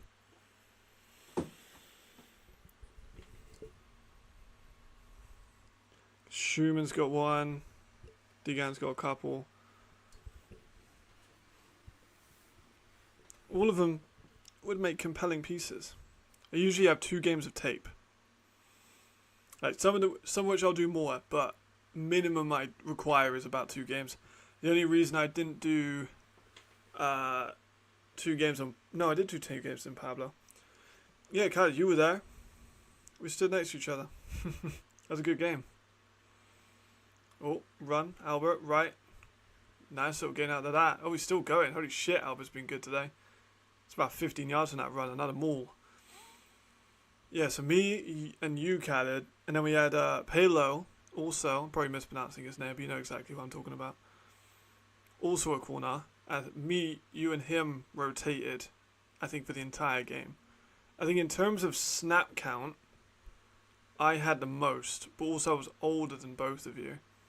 And I was the only one that had played 11v11 football because I was at Pride. But yes, I did. I wasn't very good, don't get me wrong. Like, GB under 19 was as high as I ever would have got. Albert Schultz. Oh, this fucking lineman helped him back up on the way down. That's cool. Schultz for the couple. Yeah, so I was in blue. I'll show you again. So, like, I wore 25. That's why it was kind of cool for me to be on ELF Live 25. Because that was my number. I also have 25 tattooed on my biceps. And my one up here, I've got 2 on that part of the band. 5 on that part of the band. And also on my 2 there and 5 there. So I have 25 on my tattoos, quite a lot. I think that's the only thing to do. I do need to get one on my some others, but I have a couple of tattoos that need to get planned. I also have my ribs done. That was a fucking hard one. Yeah, I mean, to be honest, if I'm self-evaluating, slow feet. I'm not a very fast corner. I was never fast anyway. Robin would have like a 2-yard gain. I was lengthy, you know. I was kind of more of a zonal cover 2 kind of guy. But I had average ball skills and I had pretty slow feet. So I wouldn't have made it a next level. Could I, like, people, though, below me, like, people that didn't get selected to that GB team, then went on to play in Europe a few times. With 1 or 2 teams. So I maybe, if I committed myself to it, could have played in Europe. But I don't think I could have. Given the amount of players I evaluate. And I'm like, damn, these guys are so good. But Leo, obviously you, Samuel wasn't in time. Palo would be really good, but Palo started in the UK, I think. I know it's Spanish too, but I think he started in the UK with London. And then Toby Naylor was on that game too, Khaled. I'm not sure if you remember that, but Toby Naylor was on that. Joe Cassidy, I think, was on that team too. That defense was stacked. Kicks up. Kick's good. We've seen another kick. Holy shit.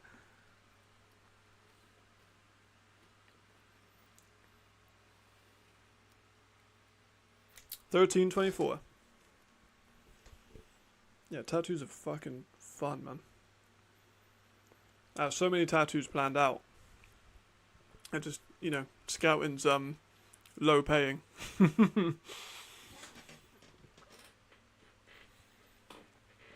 Cole? Oh, Joe? What, Cassidy? Yeah, well, Cassidy played in Europe. Cassidy's still in Bristol at the moment. He also went to Dickinson College. But then George Reynolds was on that game. And he's now the tight end coach at the NFL Academy. That's the son of Neil Reynolds on Sky TV. He's a good guy too. Met up with him in the NFL Academy. Nice guy.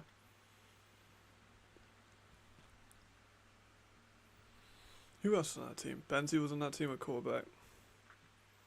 Who were the receivers? Malachi was on a receiver core. Leo was on a receiver core. And Odewale, number 1, that played for Nottingham. He was on that GB team, right? You'll remember that better than I did because you played with him in Nottingham. But he's probably the most frustrating receiver I've ever evaluated in my entire life. Because Odewale, or Adewale, could be a top receiver in the UK. But his play speed is diabolical. There's Glenn for like nothing. Maybe a yard. Like, let me... I might be mispronouncing his name.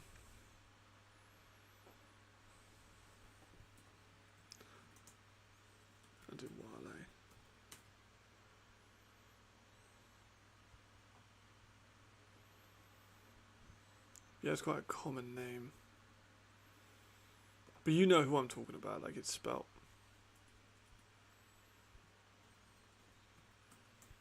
I'm pretty sure it's spelled like that. And he wore number 1 for Nottingham, so you would have played against him every day. Jadra looking right, looking left. Safety valve. Oh, damn. Eichelwin. Alright, Eichelwin. Okay. Goes for about 30 yards. Broke a tackle from the linebacker, just kept rumbling. Nicely done.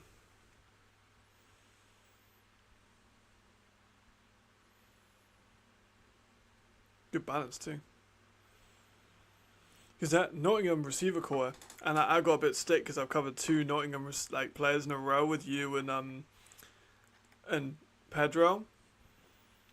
So people in UE were like, why are you not covering UE guys? It's just a coincidence I did 2 Nottingham guys. But then you have Jonathan. Yeah, him, Jonathan, Daniel. I've always I'm gonna get crucified for this. I've always liked how Nottingham get in the best British talent. Like the Nottingham British talent is really good because you had Miles Butt for a minute. You had obviously Adewale, you had Jonathan. See you later, Marcus. Have fun. And then you had Daniel. You had Lala. Those are good British players on that team.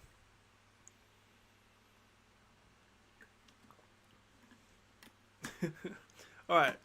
That team that lost in the national championship. I won't say Nottingham. I won't associate with that, even though you have pictures of you in Nottingham.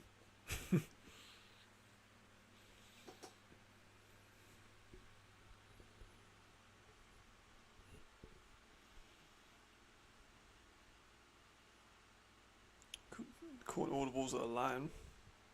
1st and 10 still. Little screen out, Sergi. Got a bit of space in the sideline, goes for about 7. Yeah, you won nothing.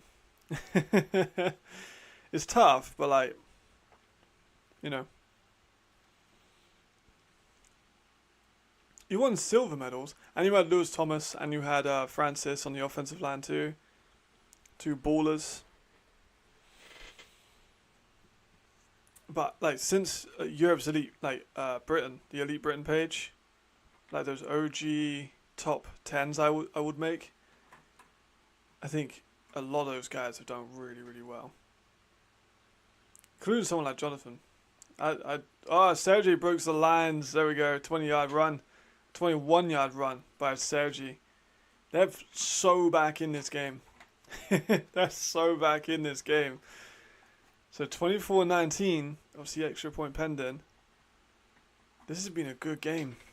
It's very close. The run game's worked very, very well. Yeah, they're definitely not. They're not lying down, that's for sure. Their offense is looking to kind of click a little bit more now, I think.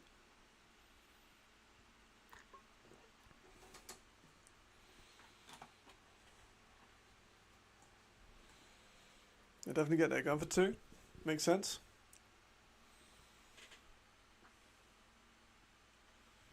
Let me get the score up just for people that go back in.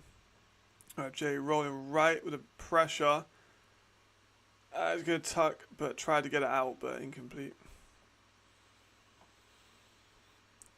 Did what he could, but had too many people bearing down on him.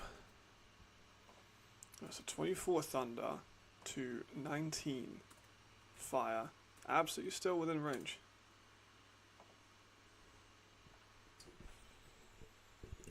Yeah. Agreed. Especially with the size that they have on that offensive line.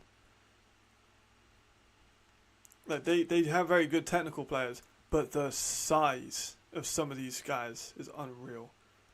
Like Sven Bedenbeck, the left tackle, is ginormous. And he was the one that made a very key plot there. You've got Sergi, who is a very underappreciated running back. I've said before on these live streams that Sergi could start on most teams.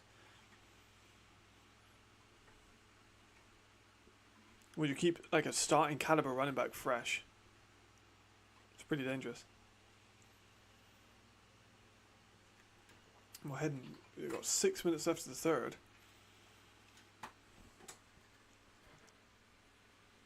It's been a pretty mental game. A pretty mental game.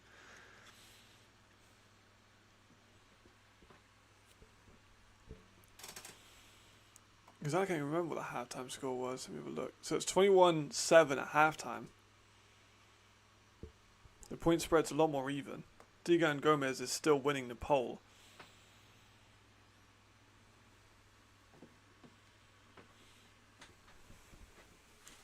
Honestly, all of those guys can deserve a video, to be honest.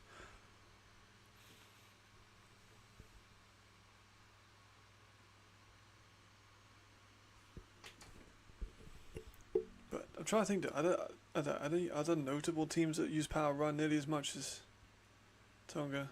I mean, he's carried the ball a load of times. I wouldn't be surprised if he's picked up some, small injuries. He's on the physio bench. Hopefully he's alright, but, I know Glenn a little bit. He's a tough fucker.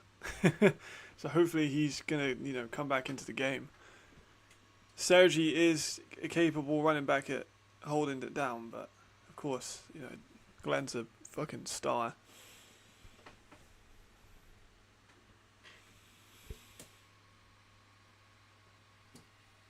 Hey, we wanted a more competitive league. We've got a more competitive league. Alright, they're kicking off. Oh, Timothy Sherman going up. I won't be surprised if if Jamal, if you are listening, if you pull over just to vote for Timothy Sherman. Kicks fucking lasered. Good catch though by Jackson. Gets out to about 27, 28. That was a hell of a catch from that kick. That kick was just a straight line. And Jackson just snagged it out of the air. that might be the best catch from a kickoff I've ever seen in the ELF. Asterisks, but important to mention.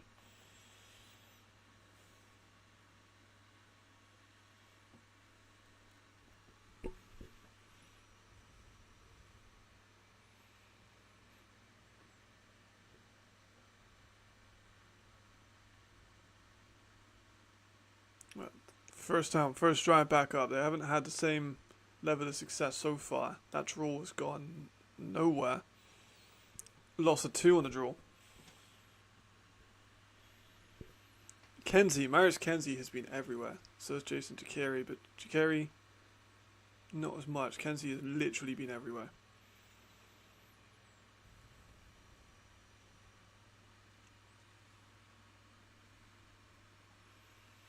Second and 12.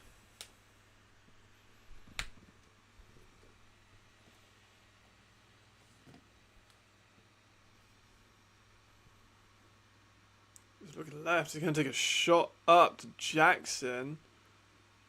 Ball is just out of bounds, but it looks kind of a dangerous throw. We haven't seen Sullivan let that rip really that much.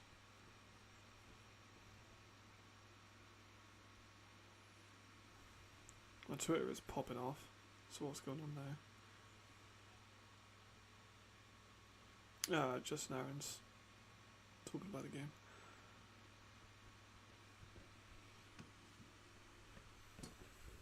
Third and 12.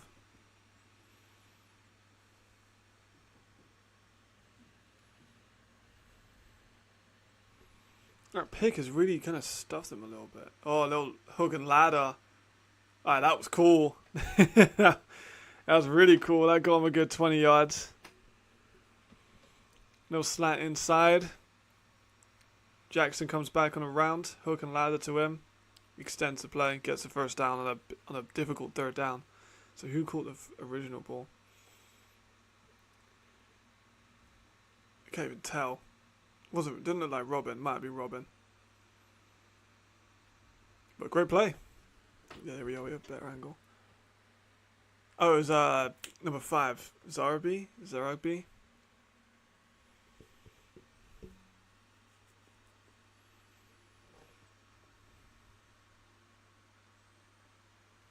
Sullivan, quick out. Just tight end screen. Schumann, he's a hard guy to bring down. He's so big. It's about 5 or 6 for him too. He's been a lot more involved, I think, this year. This is coming based off of purely speculation. I haven't looked at the stats. But I feel like Sherman is being used a lot more in the passing game than he was last year. I feel like first year he was used a lot. This year not so much. Last year not so much, and then this year a little bit more.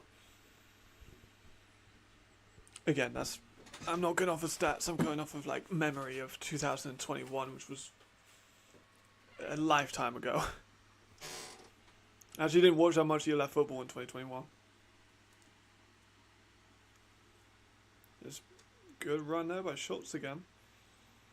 Schultz has been an effective change of pace.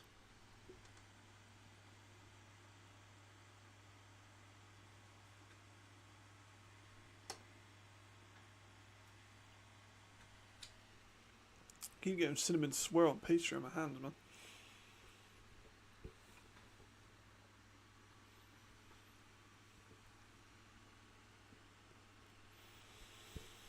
Thunder are kind of moving though. They're getting there. Just successful third downs have been extremely helpful for him. False start in the offense. That's on Jackson. Lean forward just before.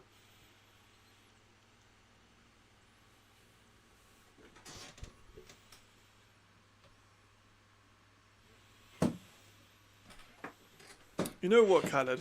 I'm actually interested in your top 5 receivers. What, did you come in week 2? You weren't in week 1, were you, Khaled? But I want to know the top 5 receivers you've guarded so far this year. Because you've had a bit of a gauntlet. Oh, absolutely. Absolutely. Oh. Nice fake. Another one of those, like, super subtle play actions where he's keeping the ball and then he fakes the throw out with the hand and keeps the ball tucked. We've seen that a number of times today by Sullivan. That's such a nasty move. Yeah, the Fight absolutely deserve credit. They've got the run game started. Did I spell that wrong? Oh man, I put gear the run game started. I only just noticed. Shit. My credibility as a journalist and an analyst and a scout has been tarnished because I put get the run game started.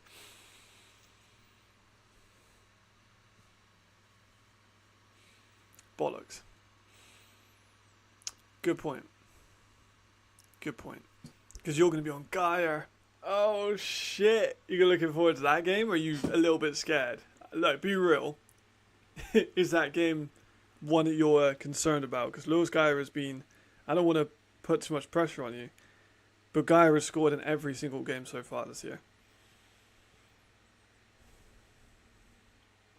Sullivan again in the middle of the field. 2nd and 30 that was on. Holy shit. Just due to flags. And then Munich Malik Stanley, you're going to play against Marvin Roosh. Roosh is going to be a tough matchup.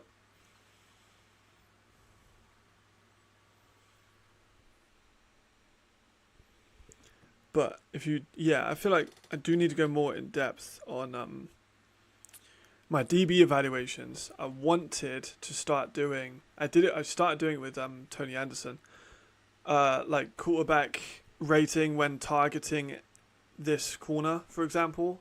I wanted to do that with Pablo, but he's Pablo Arrea, but he's a safety, so it's a little bit harder. He didn't get targeted. If I'm doing my next corner evaluation, I will try and do. You know, he was targeted 10 times and allowed 3 catches for 23 yards and a quarterback rating of this. You know what I mean? That's what I'd like to do. Because I do the route trees for the receivers, and I don't feel like I do enough for the DBs.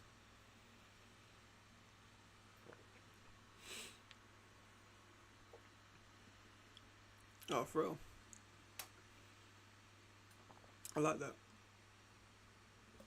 Yeah, those guys are bad, man. And so is Yannick Meyer. 2 of my favourite European receivers. 2nd and 26. We've had a timeout, so not much has happened.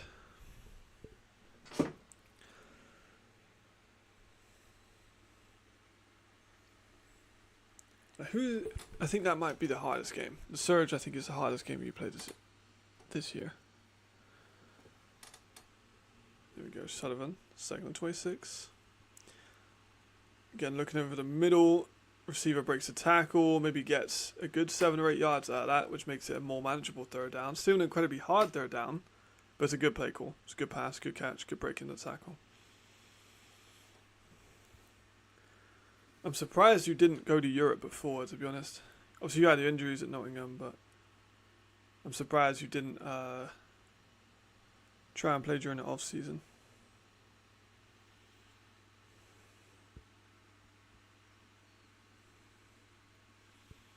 Darian above Patterson? I know they're different receivers. Or draw play on 3rd and 19 gets like -6. Great play by Hugo Cagles there. Former UMass D tackle. Because that's an interesting debate. Because Darian is tall, long, rangy, great hands on like contested catches and like clutch catches, but just drops a lot of passes that are a lot more easy. Like he drops a lot of like simpler balls. His route tree is a lot less developed, whereas Willie is so fast. He has an amazingly good release. I think Willie Patterson might have the 2nd best release in Europe. He is so quick off that line.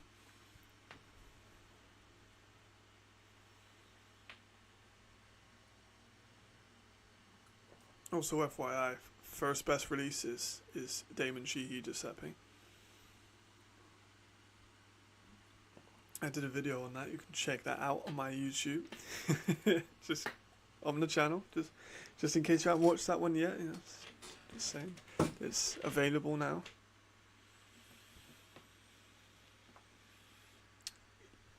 Really? That is interesting. Ooh. Oh, there we go. Hexhall breaks the tackle, goes for 15. Rhein got the ball back. Obviously, it was a long third down. They did the draw. So, Rhein have now got the ball. That's the end of the 3rd quarter, going into the 4th. I'm going to quickly put that on the story before I respond.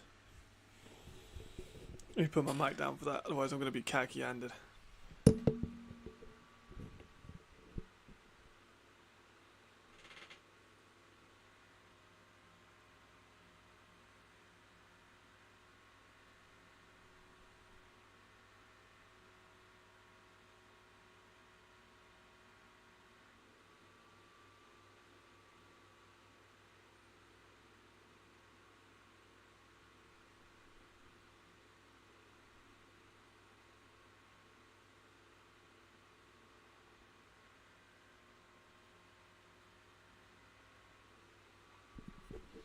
Got to take an opportunity to be like, yeah, we're in the 4th quarter, by the way. Go and tune into my live stream. Yeah, I mean, you have the reach advantage on pretty much everyone. Darian is a bit taller, though. Darian's, what, 6'1", 6'2"? Darian's quite big. I think Darian's a better release. I think that Willie's more stabbing. Darian's got a longer stride. And he is a former 1,000-yard receiver in college. He was at the University in Cardinal Word. I'm pretty sure he got into, he got into CFL, I think.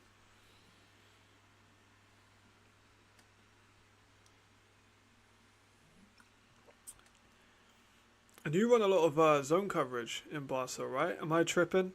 That's from what I've seen. Obviously, you don't have, it's your playbook, so you're probably not allowed to say that much. But from what I've seen, a lot of the touchdowns that have been given up are more zonal stuff. Good job, Marcus. Nicely done.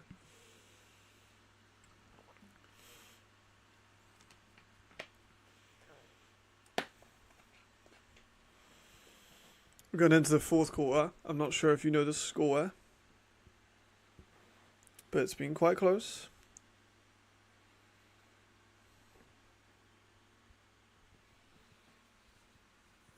But Rhein have the ball. Chance to go up. Rhein haven't been up again at all this game.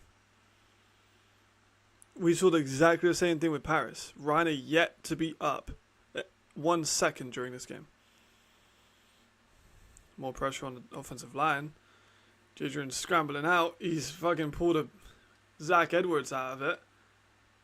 Oh, what a play. That's going to be on the highlight reel on the ELF in a few hours. Jadrian evaded a bunch of pressure. Got it out to Hulk now. There you go, Jamal. Nicely done.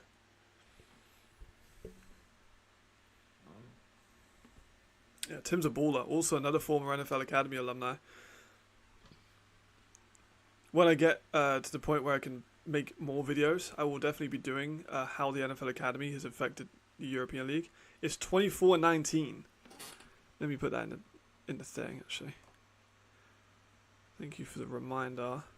We'll pitch that to Sergi. Let me just watch this real quick. Bounce off to contact, gets another couple yards out of it. So 24-19.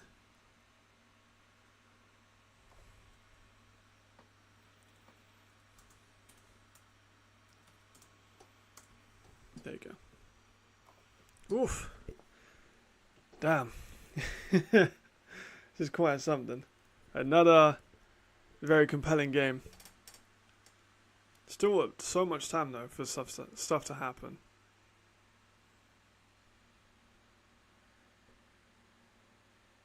Full starts. So no flags being thrown, but the whistles have gone. Oh, they called timeout. Yeah, like cover 2 is like all the time. I know kind of exactly talk about the playbook of his team, but all I see from Barca is cover 2, and I love cover 2, but it does have its disadvantages, and it's been kind of exploited a little bit.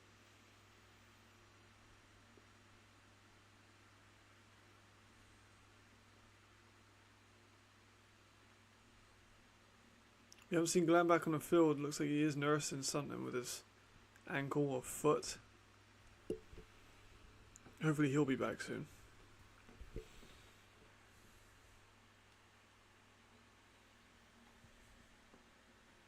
He's going to be very key down the stretch if they do go up. Yeah, but the fact that Ryan Fire haven't led in this game, and again, is kind of mad.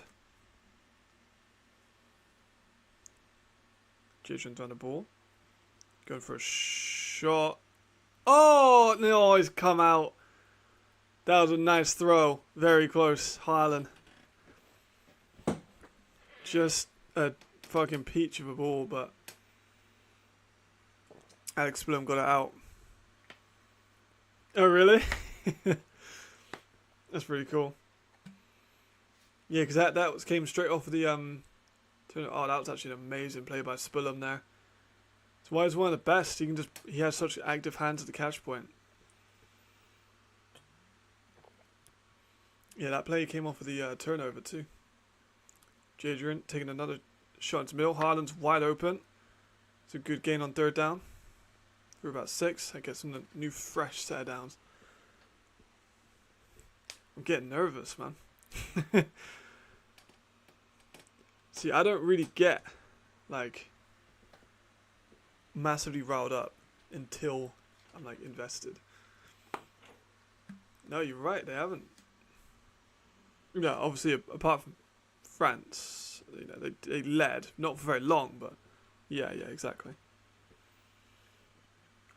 Because Paris did have that game losing drive. It was very close, but I think they probably only led for a couple minutes in that game. Not led it all here. To be fair though, like they could still score here and it'd be up, you know, be leading the game for multiple minutes. But oh, they got flagged. That was a shame. 3rd and 15. Might even be 3rd and 20. More flags. I haven't got commentary. I need to get just so I can hear what they're saying a little bit. Yeah, it's on the offense. Holy shit. It's all going down now. It's a big one. It's a big 3rd down, but there is still a lot of time on the clock for fire to get something out of this. Play action. Jay's been sacked. Another sack by Berlin. That's Carl Kitchens, of course. Kitchens has been a problem. But also, like, was it Patrick Posch on Kitchens? I'm sorry, that's a mismatch. Posch is a very good fullback, but you know, Carl Kitchens is a fucking monster. So they're gonna have to punt 4th and 25. Punt's pretty good though, to be fair. Takes a favourable. Oh, he touched it! Oh my god! What's Jackson thinking? What is he thinking? Oh my god. Why wouldn't you just let that bounce? Just run away from it. That was a favourable Thunder bounce. Oh my god.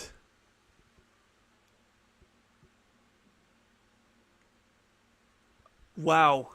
There's flags. Did he touch it just a little bit before? Did the Rhein fire touch it into him? I can't really tell. Ooh, the camera's gone weird. There we go. Are they going to make him re-kick it?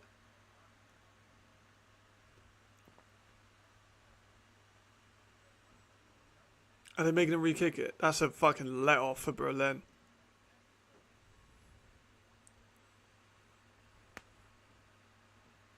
It was a punt that took a favourable Berlin bounce, but it's not going to count anyway, but Jackson nearly fucked it.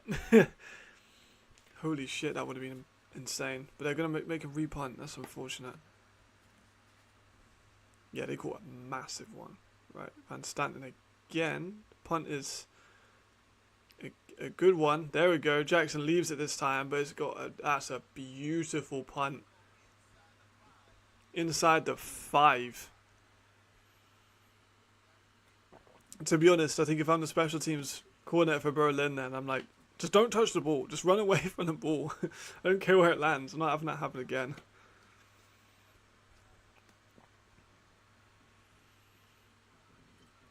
So Berlin are on their own 5. Schultz and Albert have been effective. We haven't seen Al Khalifi in this game. I haven't seen Bias in this game. I appreciate it.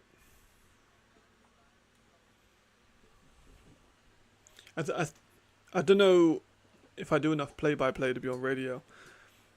I more just talk to the people in the chat, and it will give slight remarks on what's going on in the game. Right, inside of 5, they're going to take a quick pass out to get some space to Schultz. To Sherman for to gain a 10. That was a great play call. Jamal, you got to have the OC for them on, man. On Athletes Forum. He's an interesting bloke. Degan's currently winning the vote too, which is interesting.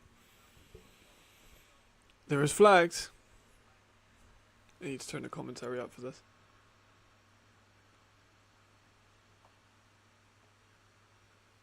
Yes, very true.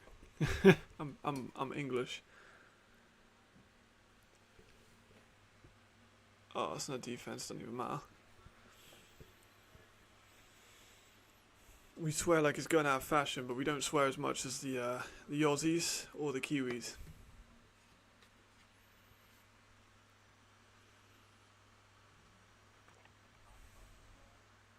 They've used the tight end incredibly effective. Now, Schumann's had a bunch of the ball.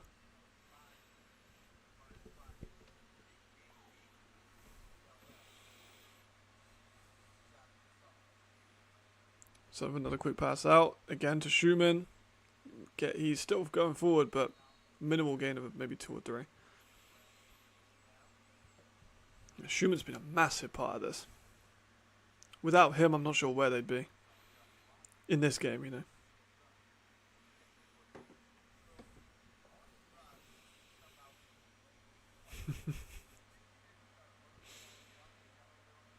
See, exactly. It's just part of our vernacular, you know. 2nd and 8. This is for the next eval. Oh, deflected a line by Aaron Doncourt. Nice job. That's a 3rd down. So this is for the next player I'm doing an eval on.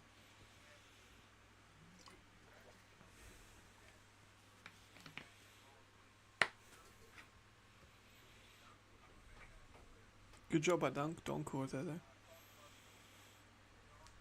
11 minutes left. 3rd and 8.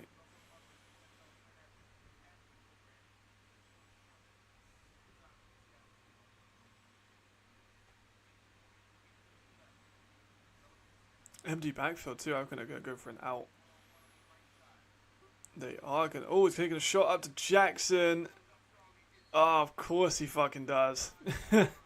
Of course he fucking comes down with it. It's been a hell of a game.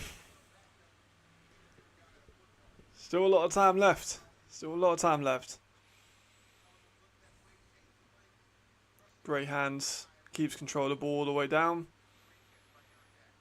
Sort of an again. A little bit of pressure. Sacked maybe a 1-yard goss. Ajax. He's a baller, man. He's played so well. I mean, he nearly fucked it on the punt, but I feel like that makes up for it.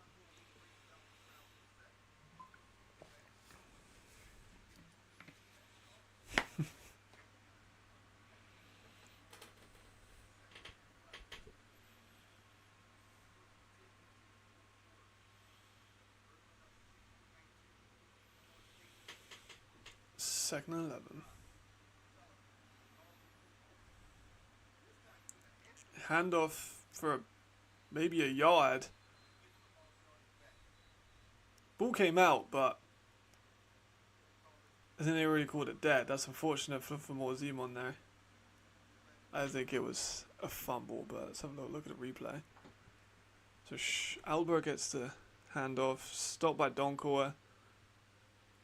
And Zimon rips the ball out, but I think the whistle would have already kind of gone by there.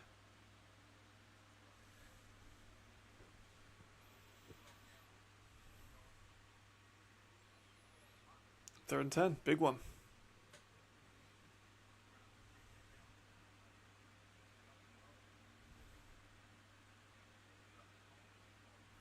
Sullivan, oh, he looked for it. Skipping out of pressure. Takes a sack. Right, big defensive stand there. By the fire. Maris Kenzie. I said Maris Kenzie's having a good game. Taking a punt. Fire back on the ball.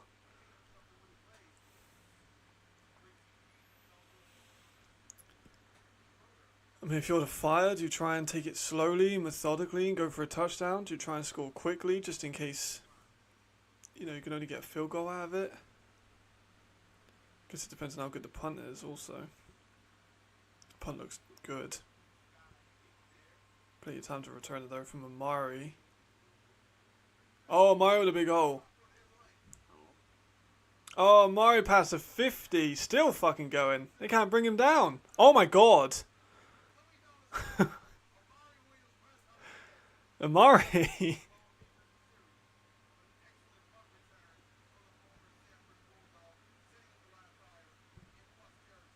Fuck, how the hell did he get out of that many tackles? Let's count one and replay.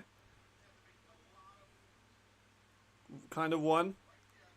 Definitely two. Three, maybe. Four, definitely. 5, 6. Oh my goodness.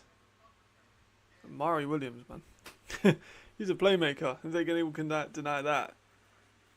That sets him up with a brilliant field position as well. They can just really try and take their time here, I think. Guess it depends on how they want to play it.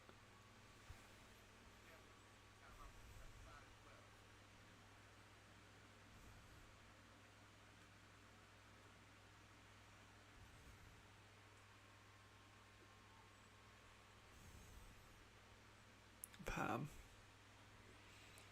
Oh, we got, I know, I don't really know.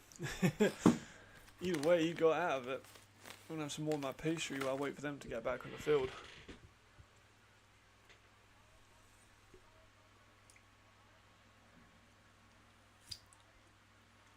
Eight minutes, though. It's a long time. That's a really long time.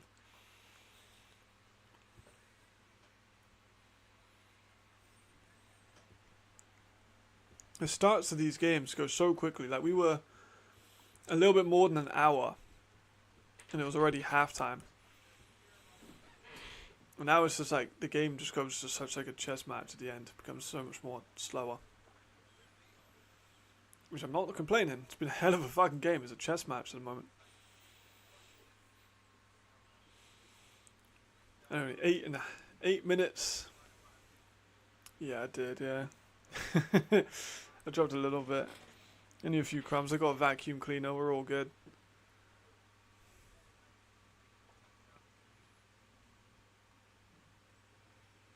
I feel like Patrick Azume always has that same jacket. Or like a jacket in just a different colourway.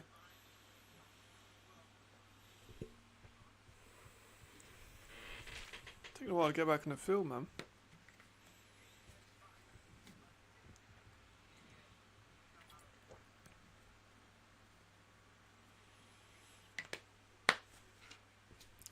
I'm gonna fucking get some more. I'm gonna double dip.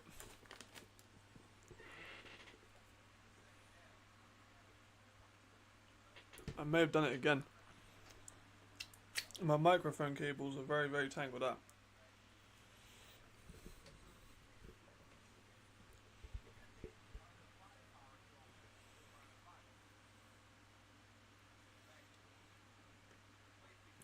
Jason taking a shot in the middle. There he goes. Haaland with another catch, but more flags. I mean, he's a commissioner. So, how far? What, they're in Berlin. How far is Berlin from Stuttgart? Or from the game that I can't pronounce? How far is that from your end, your neck of the woods? Oh, man.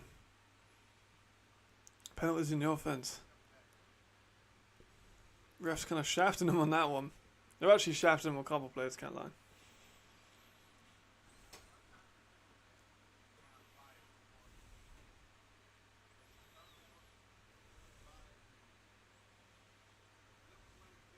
No, he's just around.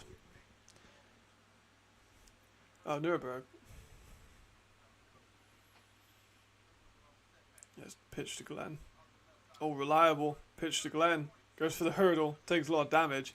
You wouldn't think he's just come off the field for an extended period for an injury when he's just went to try and hurdle someone.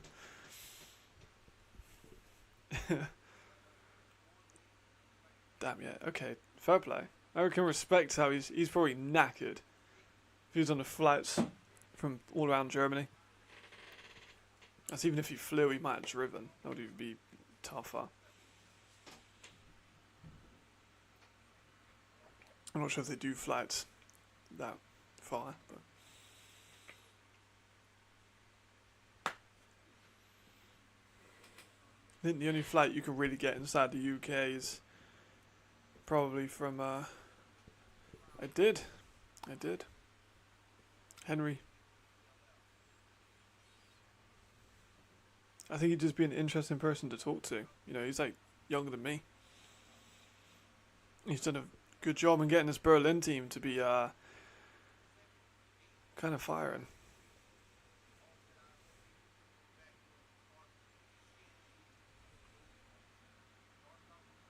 Second and 8.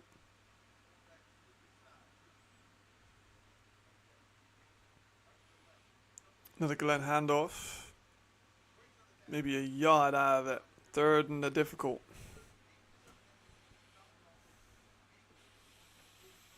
Fourth. We went from number 1 last year to number 0. And Ludwig. No, it wasn't Ludwig. It's Leppinen. Or Otto. I think it was Otto. 3rd and 7.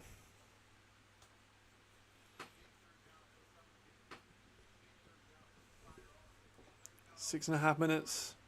3 timeouts. Berlin only have 1 timeout. Tony Anderson's in at receiver. Jay's going to take off. Jay's taking off.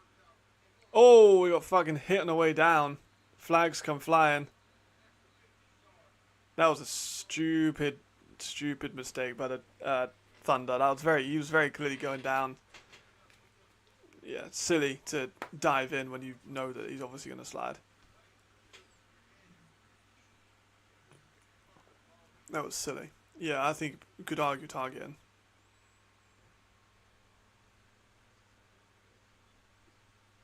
Marcus, bruv. Yes, that's a foul. What do you mean, man? Like, it's very clearly a late hit. Yeah, look at his fucking, like, head. Yeah, that could be a targeting call. He's lucky that's not a targeting call, to be honest. But Jadrian's tough as fuck. Jay's from, like, Florida or Indianapolis. I can watch Jay's from. Jay's tough. I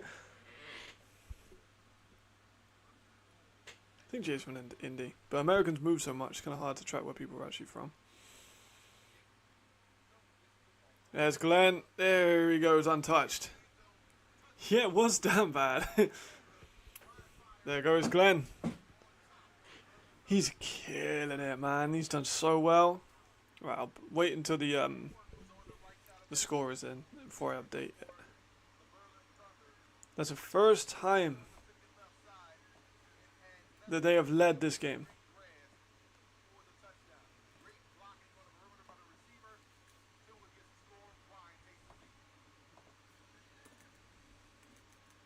Okay. Yeah, literally. That was never going to be BS. You could tell that was a late hit. Like, that was a really late hit.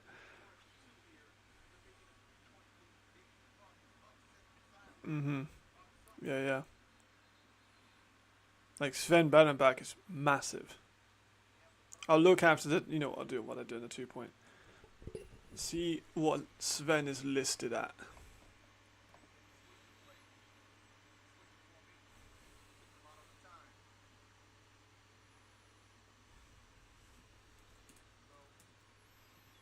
So Sven is listed at 6'5", 320 pounds. And then they got Wiens, they got Nick Wiens in left guard. And he's a little bit smaller. Nick Wiens only 6'1", 278. But he's also a multiple time All-Star. But he's a centre as well, so.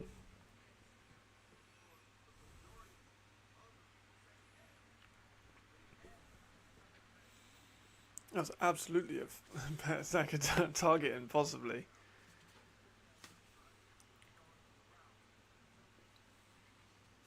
Right, they're going for the 2. Trying to extend the lead to 3.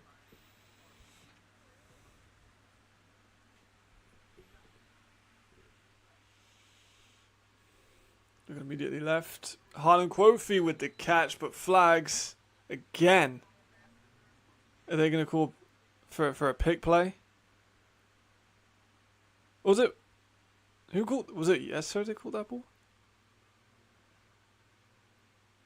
Either way, I gotta wait because flags.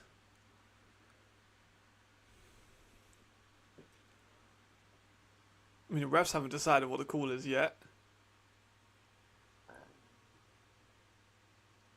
Yeah, no flags.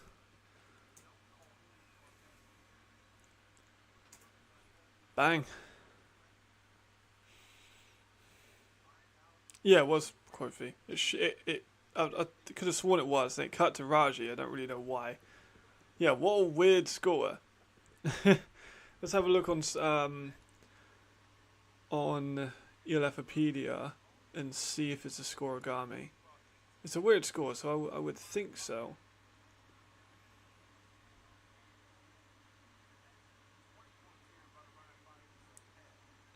Oh shit, but 26. Oh, let me remove that.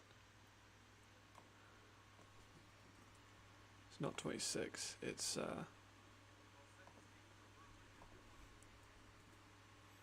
27.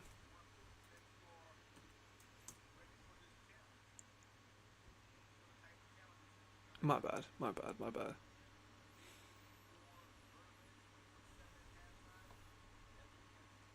Okay, score less wonky. Let's see if there's a scoregami.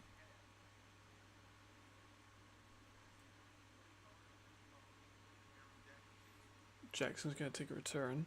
He's got some space. Holy shit, he's not going to do it, is he? Alright, Jackson gets to the 50. They call flags. Probably a holding.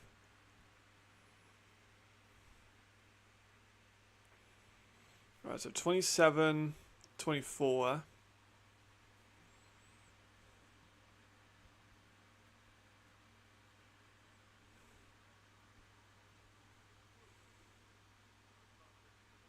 Because 27-24 has happened twice. Also, last time was with Berlin.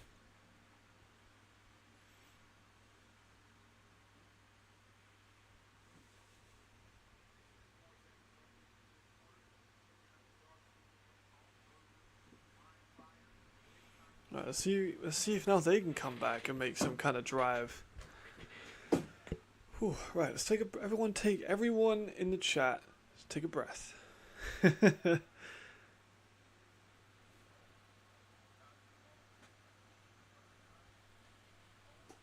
6 minutes 4 seconds. Berlin 1 timeout. Rhein fired 2 timeouts. 1st and 10 on the 30. QB draw. 2 yards, 3 yards at max. Sullivan on a draw is interesting. Thought they would have wanted to maybe get Jackson on a wildcat on that one.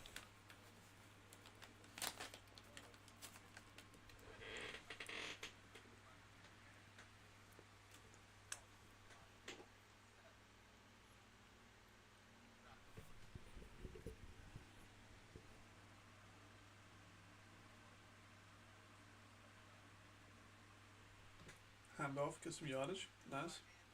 Helmets come flying. That's Albert again. Albert's been good. They have indeed got the run game started. They've spread the ball out a little bit.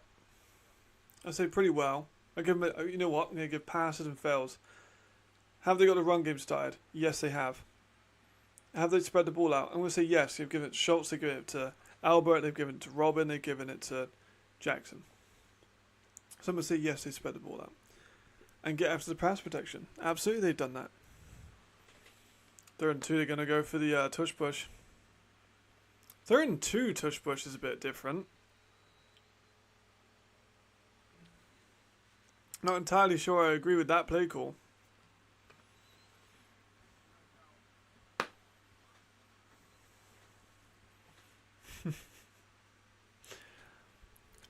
Maybe a bit young to remember that. I'm gonna be real. I do not think I was around when they were doing that. I'm gonna be honest. Hate to be that guy. Right, 4th down and 1. Here we go. Here we go. Here we go. 4th down and 1 tush push. It's very far out. They ain't got that. It was I've given Henry a lot of praise all day. I don't think that was the right play calls.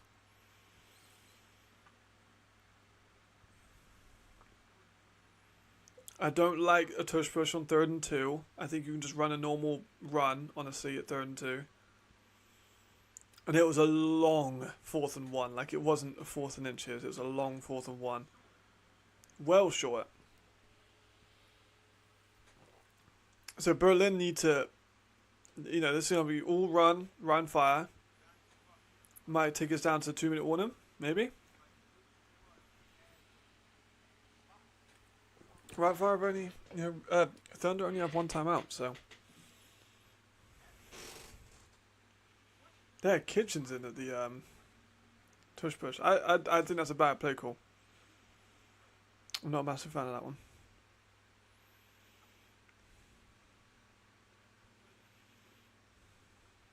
Also, we can just appreciate real quick how like outstanding that thumbnail picture is for this game. Like that I saw the picture of the bias overhead by Eric, who's like one of the best photographers in Europe. And I was like, holy shit, I have to use that picture for this game. Like, it's such a beautiful picture. Why are they doing a review? He didn't get over. I don't know, it looked kind of obvious to me. Am I the only one that thought that was really obvious it didn't go over?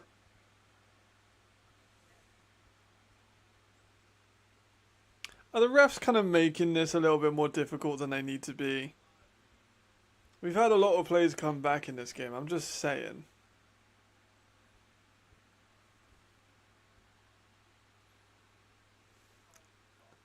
I don't feel like that was particularly in dispute.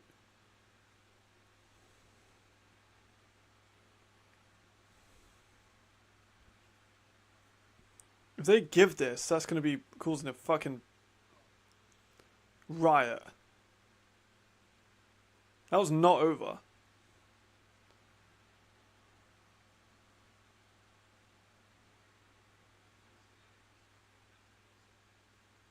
Yeah, result stats. Yeah, I mean, I could have told you that from here, and I'm in England.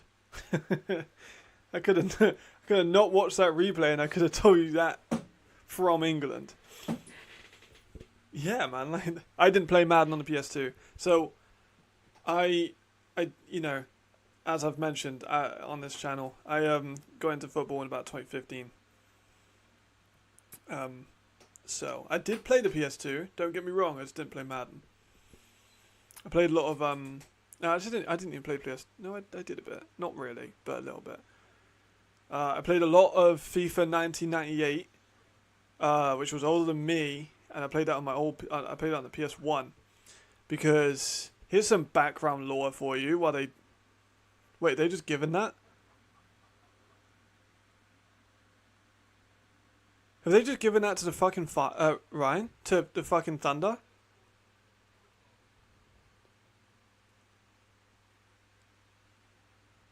Have they just given that to the Thunder?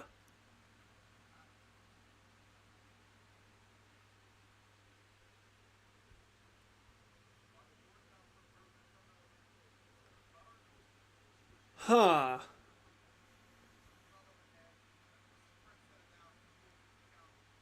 Okay. I'm not so sure about that one. That's a controversial decision. That's a really bad call. Bad drop. That's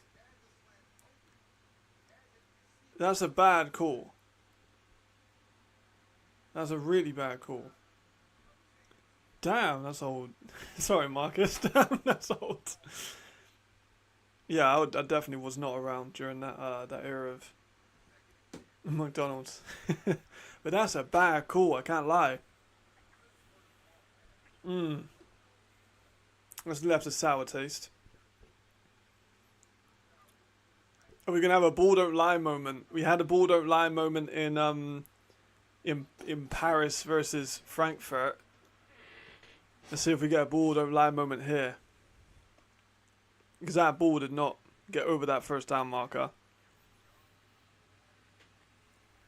3rd and 8. Dropping in a short gain of 2 yards, so still very much in, kind of slowed down offensively a little bit in the second half. Well, yeah, absolutely, they've slowed down in the second half. There's Sullivan again, rolling out, a fucking ton of pressure. What a play by Donkor. Oh yeah, Marcus, you're right. Donkor with a hell of a play there to get him down behind the line of scrimmage. Ball doesn't lie, man. The ball does not lie.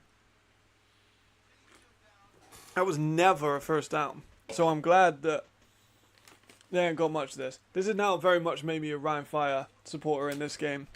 Because that was absolutely not first down. Right, 4th down and 9. Here we go.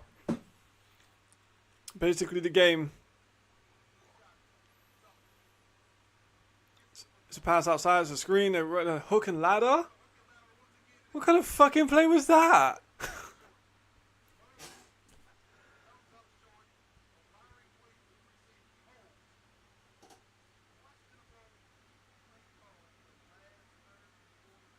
What the fuck was that supposed to be? That's a terrible play call. That's bad. That's a bad play call, man. Really poor. Like, you've had concepts that have worked in this game. I don't understand why you're trying to get tricky with it. Get the ball to Aaron Jackson. That's, he's got the safest hands in the team. Why would you not? Safest hands in this game. I don't know why you wouldn't give that to Aaron Jackson. But also, the ball don't lie. That was not a first down. So I'm kind of happy that they didn't get it. Non-bias, of course. There's still a chance, though, that they get the ball back.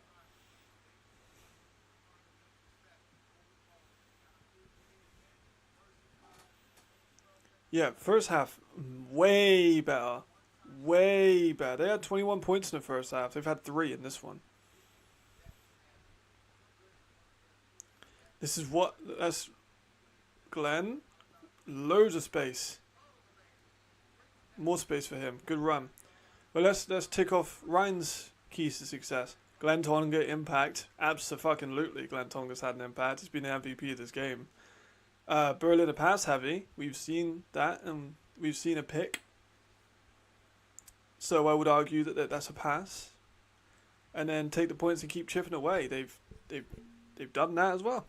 They weren't leading for a lot of this game. They weren't leading until the 4th. But they are winning. And that's all that matters.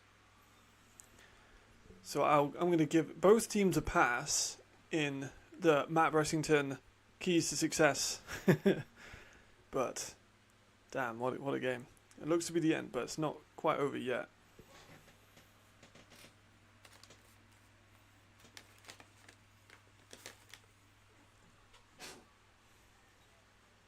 I'm not sure what changed his play calling now. Because it was great in the first half, but it's definitely been worse in the second.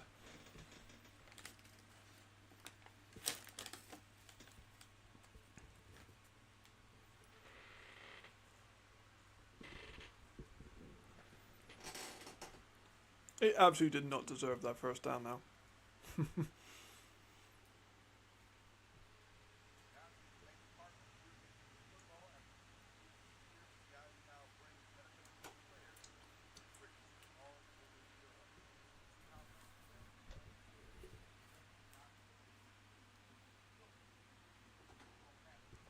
Exactly. Yeah, I agree. But then they also did those 2 sneaks. You don't like sneaking a ball on 3rd and 2, and then a 4th and 1, which was basically a 3rd and 2, basically a 4th and 2.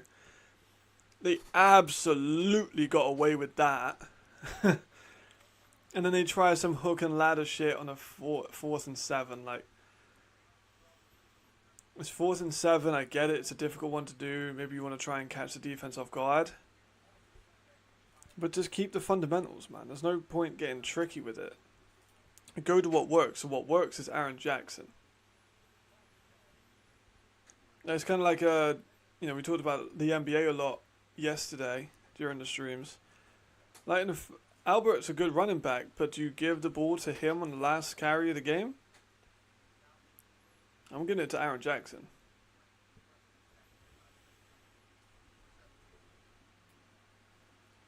There is still time. They could still do it. They might get a minute.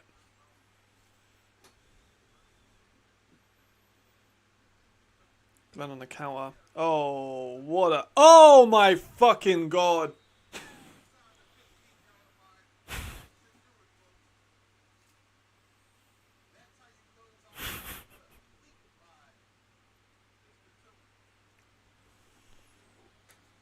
What the fuck? Did you see how much fucking air he got on that?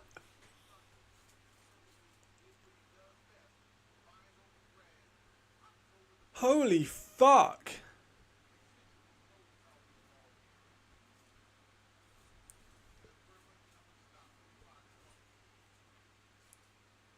Oh my god.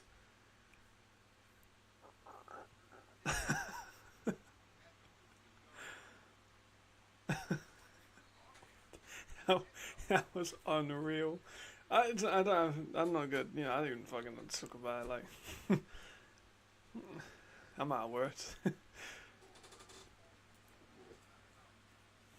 I'm gonna message him after this game, just with that clip. I'm gonna put that clip on my Instagram. What the fuck, man? That was unreal.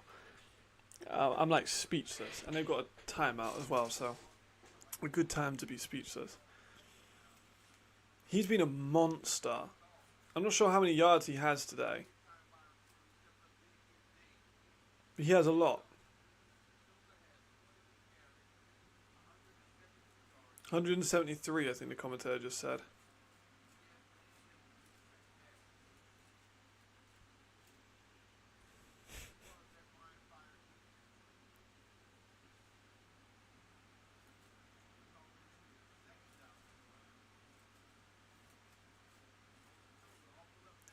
He's still getting yards. I'm like, he basically hurdled a man who was standing up. Like, unreal. He had the pitch, toss left, and just jumped over a whole human being.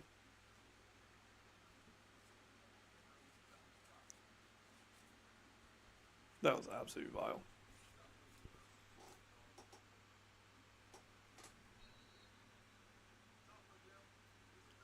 There we go.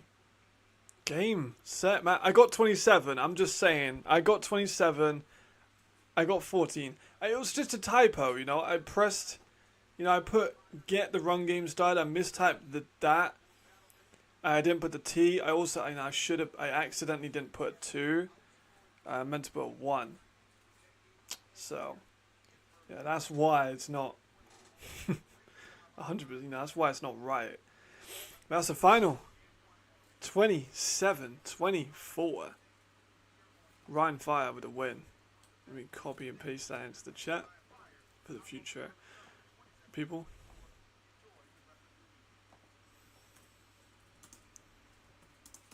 Jeez. That was a classic. That was an all-time classic. Rhein Fire again pulling another victory out, even after being behind like the whole game, except the fourth quarter. And he probably led for 10 minutes of that. Wow. Wow. You know who I really want to see? When do Berlin? Who did Berlin play this year? I really want to see Berlin versus like Hamburg or Frankfurt. They might just beat both of those teams. Berlin are a very good negative team. They've done very well. I mean, you got like what 175, 178. I think the commentator said a good couple of touchdowns. You got Paris. That's going to be a very interesting game. That could be really close. Let me have a look at Berlin's like upcoming games. See what they got next week. Because although they're negative, they can absolutely like. Oh shit! So Marquise Manning has left Milan.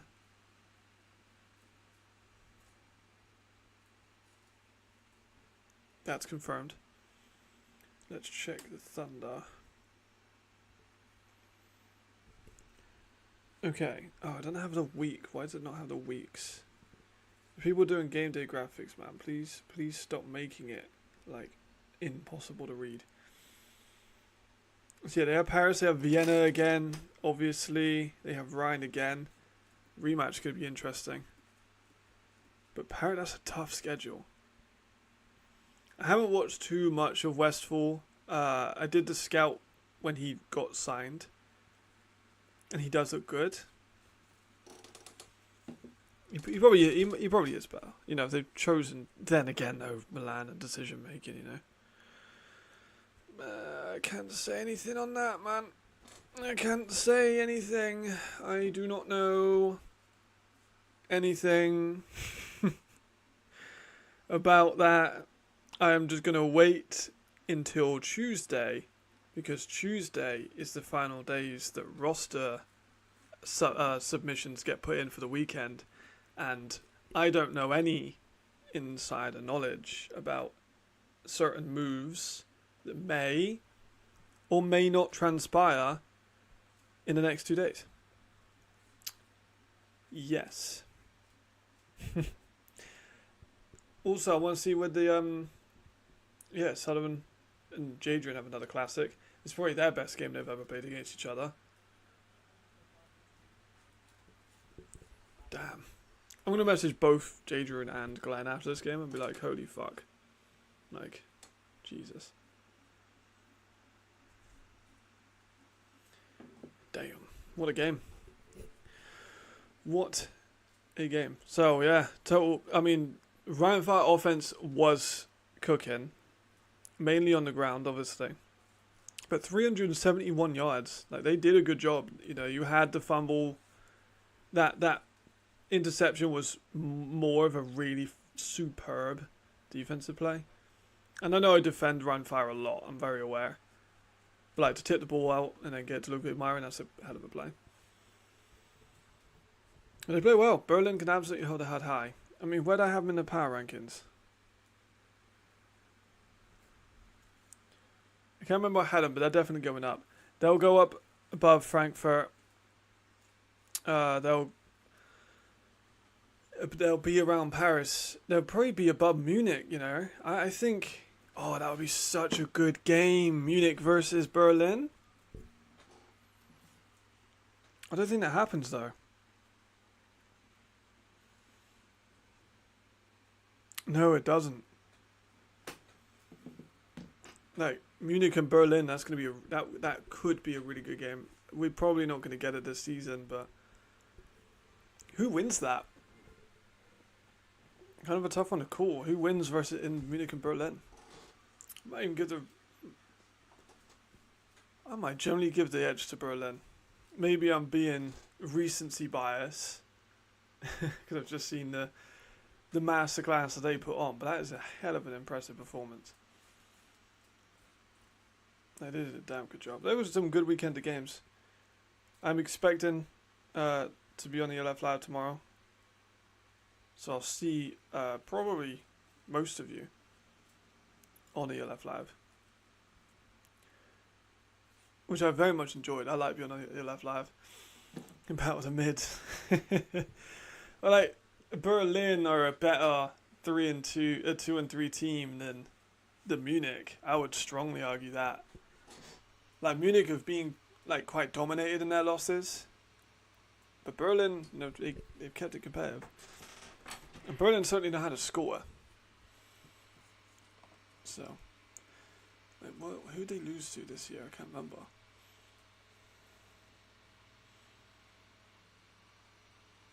I can't remember who they actually lost to this year. I know they lost obviously to Wroclaw.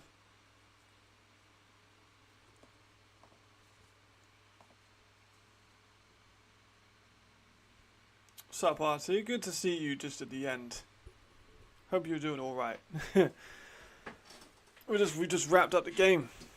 Just sitting and chilling for a bit, talking about the absolute clinic that Glenn just put on.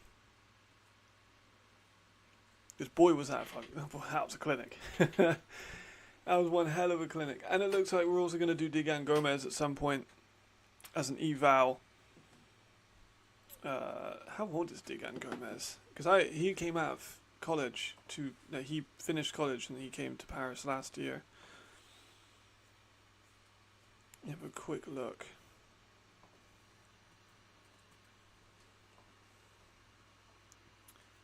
It's 26. He's 26. Yeah, last year was so good. You got a couple sacks. Didn't get any interceptions, but you got a block kick, got a forced fumble. You got 71 tackles. This year he's already got 9 tackles. No, that can't be right. He can't have 9 tackles. Surely not. Oh, Munich looked terrible. Munich looked bad. Straight up. And yeah, Glenn's outstanding. Glenn's the best running back in the league this year. It's not even close.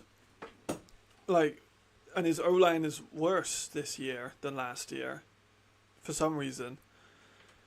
But Glenn has just been monstrous. I think he was annoyed not getting that Russian title because he had those 5 games out at the start of the year. So now he's just coming back in and just trying to reclaim that Russian title. He's definitely the odds-on favourite for it. Yes, we shall see what happens with that signing. That signing I don't know about very much. I have to wait and see what happens with that signing that I will anticipate knowing, because I don't want to get sued by any teams or reveal I know any insider knowledge. But Digan, yeah, he played for the Carabins, I'm pretty sure. A lot of people play for the Carabins. A very good team. And then the Danube Dragons also finished their season with the CEFL. So did the Broncos. Maybe a couple players are going to be moving over now.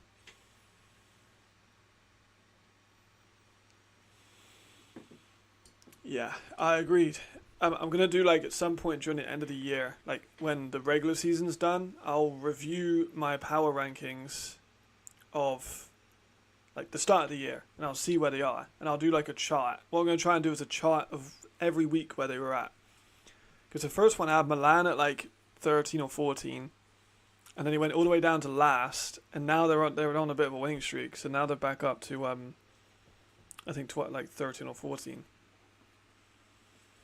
Wroclaw, I think, have had the biggest fall of all of my pre-season power rankings. Because they went down to about 11th. Munich and Wroclaw, those are 2 teams that have fallen the most. I had Wroclaw, I think, over Munich. I can't remember. I'll have to review my my pre-season one. But obviously, I don't want to do it week 5, because then it's just whatever. I'll do it at week 14. If I do know, which I'm not saying I do, yes, it's that impactful of a signing. If I do know, allegedly, it's that good of a signing. He is, who I think it is a baller.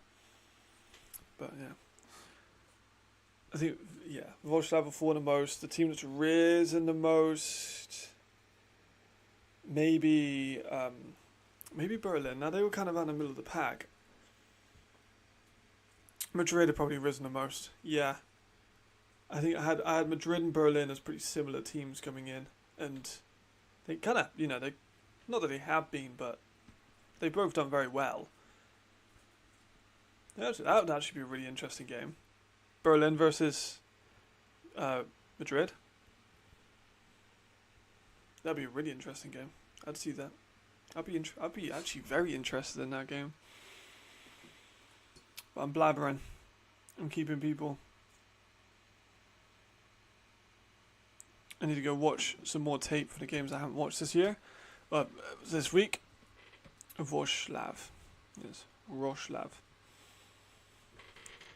It's a very difficult pronunciation, as are a lot of the teams in Poland.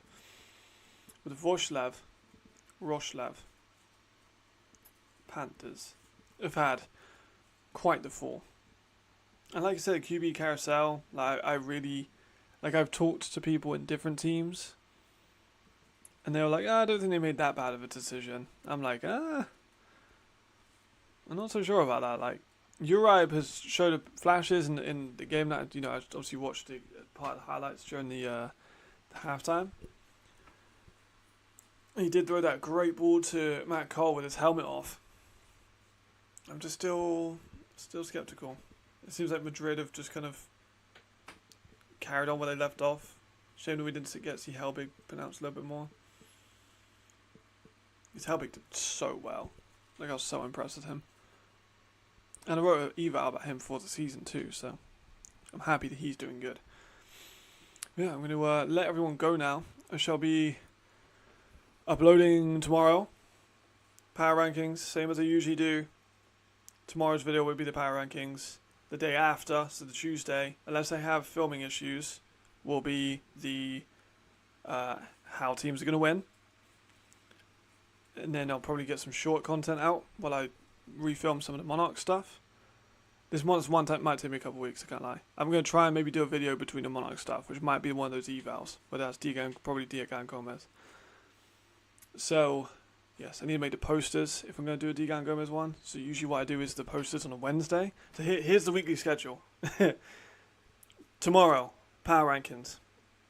Tuesday, I'm convoluting this. Monday, power rankings. Tuesday, how teams are going to win their games on the weekend.